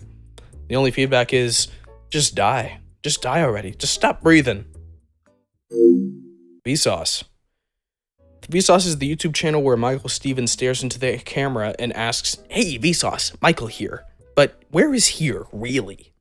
He'll spend 20 minutes diving into the nature of reality, time, and why you shouldn't eat your boogers, while his eyes bore into your soul like he's about to pitch a cult membership, and somehow you end up learning advanced physics or philosophical concepts without realizing it. It's equal parts educational wonder and existential crisis, wrapped in a clickbait title that promises to blow your mind. And after one binge, you'll be pondering the meaning of life at 4 a.m. while Michael's voice echoes in your head, "But what if you're already dreaming?" Curious George. Curious George is the story of a little monkey whose entire personality is destruction. His supposed caretaker, the man in the yellow hat, somehow has zero sense of child or monkey safety. The show and books revolve around George getting into mischief, while the man in the yellow hat is like, "Oh, well, he's curious. It's in his name." If any real monkey caused this much property damage, animal control would be on frickin' speed dial. Instead, everyone pats George on the head while he dismantles another public utility. Dr. Seuss. Dr. Seuss is the author who wrote entire books in rhymes and invented nonsense words that your kindergarten teacher insisted you recite. Classics like Cat in the Hat are basically an LSD trip where a chaotic feline storms into the house and wrecks it while human kids watch in terror. And let's not forget Green Eggs and Ham, which reads like an aggressive sales pitch for moldy breakfast foods. Then there's Oh, the Places You'll Go, which is the default graduation gift for every relative who doesn't know what else to buy. Peanuts. Peanuts features a bald, perpetually bummed kid named Charlie Brown who can't even kick a football without Lucy yanking it away. The strip is essentially childhood depression therapy, with everyone being sarcastic or downright mean. Snoopy, Charlie Brown's dog, is off in his own fantasy world, writing terrible novels and pretending that he's a World War I flying ace. Linus lugs around a blanket like he's preparing for the apocalypse, and Lucy runs a 5-cent psychiatrist booth that's more of a scam. Together they make childhood look like one long existential crisis in black and white panels. Wonder. Wonder is the novel-turned movie about Augie, a kid with facial deformities and starting mainstream school for the first time, which naturally leads to an onslaught of awkward stares, pity, and forced moral lessons. Everyone around Augie goes on and on about kindness like it's a brand new invention, while half the kids at school bully him anyway. The story tries so hard to be inspirational, it basically guilt-trips you into liking every character, even the jerks, by the end. It's a tearjerker that wants you to believe middle school can become sunshine and rainbows if you're just a little nicer. Meanwhile, actual middle school, oh my gosh, it's a disaster. Aerosmith. Aerosmith is a classic rock band that's been churning out hits since your parents were teenagers, fronted by Steven Tyler, a guy whose mouth somehow manages to dislocate itself every time he hits a high note. He's like a rock and roll banshee in bedazzled scarves, and the band shows are basically 70s glam on life support. But don't let their age fool you. They're still hopping around stages as if gravity took a day off. Their lyrics have fueled countless karaoke nights, and Tyler's occasional reality show stints remind you that even rock gods need to pay the bills. Ariana Grande. Ariana Grande is the pop diva known for her whistle register and ponytails so tight they're basically a facelift. Started out on Nickelodeon, but quickly pivoted to pop stardom by belting out sounds about heartbreak, empowerment, and pastries. Don't forget the donut-licking phase she'd probably love to erase from the internet. Her fanbase is a legion of stans who will drag you on Twitter, or X I guess it is now, if you dare say her ponytail is anything but iconic. She'll drop an album practically overnight, but it still goes platinum, proving that sometimes talent, Twitter hype, and dangerously perky demeanor go a long way. Beyonce. Beyonce is the queen bee who basically runs the entire music industry, while everyone else stands in her shadow, hoping to catch the crumbs of her success. She went from Destiny's Child to global domination, building an empire on vocal runs, jaw-dropping visuals, and the ability to drop a surprise album at 3 a.m. that breaks the internet. Her fans, the Bayhive, defend her like she's the second coming, and if you dare criticize a single note, be prepared for digital annihilation. She's so powerful, even her pregnancy announcements trend harder than most artists' entire careers. Katy Perry. Katy Perry is a pop star who shot fireworks out of her chest and made sugary bubblegum bops you couldn't escape if you tried. She's reinvented herself more times than most people change socks. From pinup girl to cupcake bra to short-haired guru. Her live shows are like a fever dream, boom, of cartoonish sets, left-field costumes, and dance routines that practically vibrate off the stage. After a slew of catchy hits that played non-stop on the radio, she dipped into judge duty on American Idol, proving she can still milk those pop star credentials. Miley Cyrus. Miley Cyrus is the ex-Disney darling who swung from wholesome country roots to twerking on national TV, and she's become a walking midlife crisis for Gen Z, reinventing herself with each new album. One moment she's a neon-lit pop rebel, and the next she's a rock star singing about heartbreak. She shaved her head, stuck out her tongue, and basically burned her entire teen idol image to the ground. And if the tabloids aren't talking about her latest look or outrageous performance, they're probably asleep at the wheel. Pink Floyd. Pink Floyd is the legendary British rock band that made mind-bending albums about war, madness, and time, all set to trippy visuals that make you question reality. Listening to Dark Side of the Moon with headphones is basically a rite of passage for stoners and pretentious music nerds.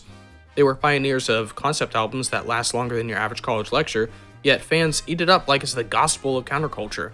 The band's internal drama was as epic as their stadium shows, proving that making psychedelic masterpieces apparently requires beefing with each other nonstop. Prince. Prince was the purple-loving, high-heeled wonder whose vocal range and guitar solos could set off the apocalypse. He refused to be confined by genre, gender norms, or record labels, which is why he once changed his name to an unpronounceable symbol and made the entire music industry lose its collective mind. He wrote hits for himself and other artists, as if popping out classics was easier than breathing for him. His fashion sense was a fever dream, boom, of lace, ruffles, and more eyeliner than a Hot Topic clearance sale. And even in death, Prince remains so iconic people still argue over who's worthy to cover his songs. Snoop Dogg. Snoop Dogg is a laid-back rap legend who's gone from gangster lyrics to hanging out with Martha Stewart, proving he can out-chill pretty much anyone. His entire brand is built on weed, smooth flows, and a perpetual aura of "I'm too high to care." Yet he still manages to crank out hits, run a youth football league, and cameo in more products than a late-night infomercial. He's reinvented himself so many times. Snoop Lion? Does anyone remember Snoop Lion? That keeping track is like following a smoke trail in a windstorm. But no matter what name he uses, the guy is still a permanent fixture in pop culture, guaranteeing your grandma might nod and say, "Oh, they're weed, man," when she sees him on TV. Taylor Swift. Taylor Swift is a pop, country, indie, folk, whatever star who turned her life into a multi-platinum business model. She'll write a breakup anthem about you, then re-record it a decade later to remind everyone she's in control while you're left wondering how an entire fan army found your address. Swifties treat her like she discovered fire, and if you criticize her even a little, they'll cancel you on social media so fast you think you woke up in a dystopia. Between Easter eggs, secret messages, and cat cameos, you have to wonder if Taylor's next move is writing a self-referential Broadway musical to squeeze even more of those precious dollars out of the world. Fun fact, when I was younger, my dad sat me down and he seriously told me, he said, "Daniel, if you ever date Taylor Swift, just don't date Taylor Swift. Don't date Taylor Swift. She will write a song about you." He's probably right. She probably would have written a song about me. The Rolling Stones. The Rolling Stones are the ancient gods of rock who have been touring since before most of us are born. Mick Jagger still prances on stage like a peacock on Red Bull, and Keith Richards is the walking definition of somehow still alive. Their discography is massive, featuring classics your dad probably used to roll joints to, and the Stones concerts are legendary, so is the price tag on their tickets. And they're worth it if you want to watch a bunch of rock zombies defy time itself, riffing on guitars with more wrinkles than your grandma's poodle. American Girl. American Girl is that doll empire that sells plastic children at the cost of your entire freaking paycheck. Each doll comes with a backstory more dramatic than a daytime soap opera, like Molly, who bravely survived the 1940s wearing cute dresses, or Samantha, who overcame orphanhood by being adorable. And there's the store experience, is a place where little girls can bring their dolls for hair appointments, because nothing says bonding like paying $50 to have a synthetic scalp brushed. Battleship. Battleship is a game where you randomly shout coordinates hoping to land a lucky hit on your opponent's plastic fleet. It's basically a glorified guessing game dressed up as strategy. You'll spend half the time saying things like hit and sink, while feeling way too smug about your blind luck. One minute you're bored out of your mind randomly calling out A4 and F7, and the next you're howling in victory because you happen to guess where they place their destroyer. There's not really a strategy unless a random shot in the dark counts as strategy. Bop It. Bop It is that obnoxious handheld toy that barks orders at you like a drill sergeant with ADHD. Bop it, twist it, pull it. All at increasingly frantic speeds until you inevitably fail and question your reflexes. It's like Simon on steroids, designed to humiliate you in front of your friends and family. The worst part is that the condescending game over voice, it somehow makes you feel guilty for not being able to twist a plastic handle fast enough. Clue. Clue is the board game that turns murder into a polite detective story, where a group of snooty aristocrats pretend they aren't all crime suspects. Colonel Mustard is definitely an ex-military psycho with a hidden rage issue. Miss Scarlet is a femme fatale cosplayer. The objective is to figure out who killed Mr. Body with which ridiculous weapon, like a candlestick? Like, how do you kill someone with a candlestick? Like, shove it down their throat? It's gonna break if you try to hit someone over the head with it. Now, wrench, I understand. You might think you're solving a crime, but it's really about exposing how little logic your friends have. Half the time you end up hoarding cards and bluffing like it's poker with murder props. Connect 4. Connect 4 is the game where you drop colored discs into a plastic grid, trying to line up 4 in a row before your opponent does. It's basically tic-tac-toe and life support, with slightly more vertical flair. You either win by seeing a straightforward pattern 2 moves in advance, or you lose because you had a single brain lapse and your opponent pounces like a starving hyena. Nothing says family fun night like slamming a little lever at the bottom and resetting the board in a frustrated defeat. Dungeons and Dragons. Dungeons and Dragons is the tabletop RPG that's half math homework, half improv theater, and all nerd glory. You roll dice hoping to slay dragons, but you're really just arguing with your friends over whether your wizard can seduce a goblin king. It's been blamed for a satanic panic, but really the only real danger is someone failing a saving throw and flipping the table in a rage. Anyone who sticks with it learns the real magic, which is scheduling a group of adults to meet for 4 hours without one of them bailing. Etch-a-Sketch. Etch-a-Sketch is the toy that makes you feel like Picasso, until you realize that all you can actually draw are squiggly lines and awkward squares. You spend ages cranking those little knobs convinced you're about to create the Mona Lisa, only to look down at that shaky box and some diagonal line, and if you ever manage something decent, don't even think about showing it off. One accidental shake and your masterpiece disappears like it never existed, shattering your artistic dreams in a cloud of aluminum powder. Hungry Hungry Hippos. Hungry Hungry Hippos is the board game that turns your table into a chaotic feeding frenzy of plastic animals chomping on marbles. It's basically the primal scream therapy session for kids, smashing the lever until the hippo devours every last orb. There's no strategy, it's just raw button mashing. After 5 minutes, you're left with the floor covered with runaway marbles and a headache from the thunderous clacking. Jenga. Jenga is a tower of wooden blocks designed to ruin friendships. You pull out pieces with shaky hands while everyone else just stares, judging your every move. It's a symphony of anxiety culminating in that soul-crushing crash when the whole thing topples. If you're unlucky, you'll catch a block to the face because your cousin thought it would be funny to yank the bottom piece at full speed. That's the end of part 2 of the Gen Z Nostalgia Iceberg. Part 3 should be out real soon, so keep the Coke Zero in stock, subscribe, and I'll see you all next time.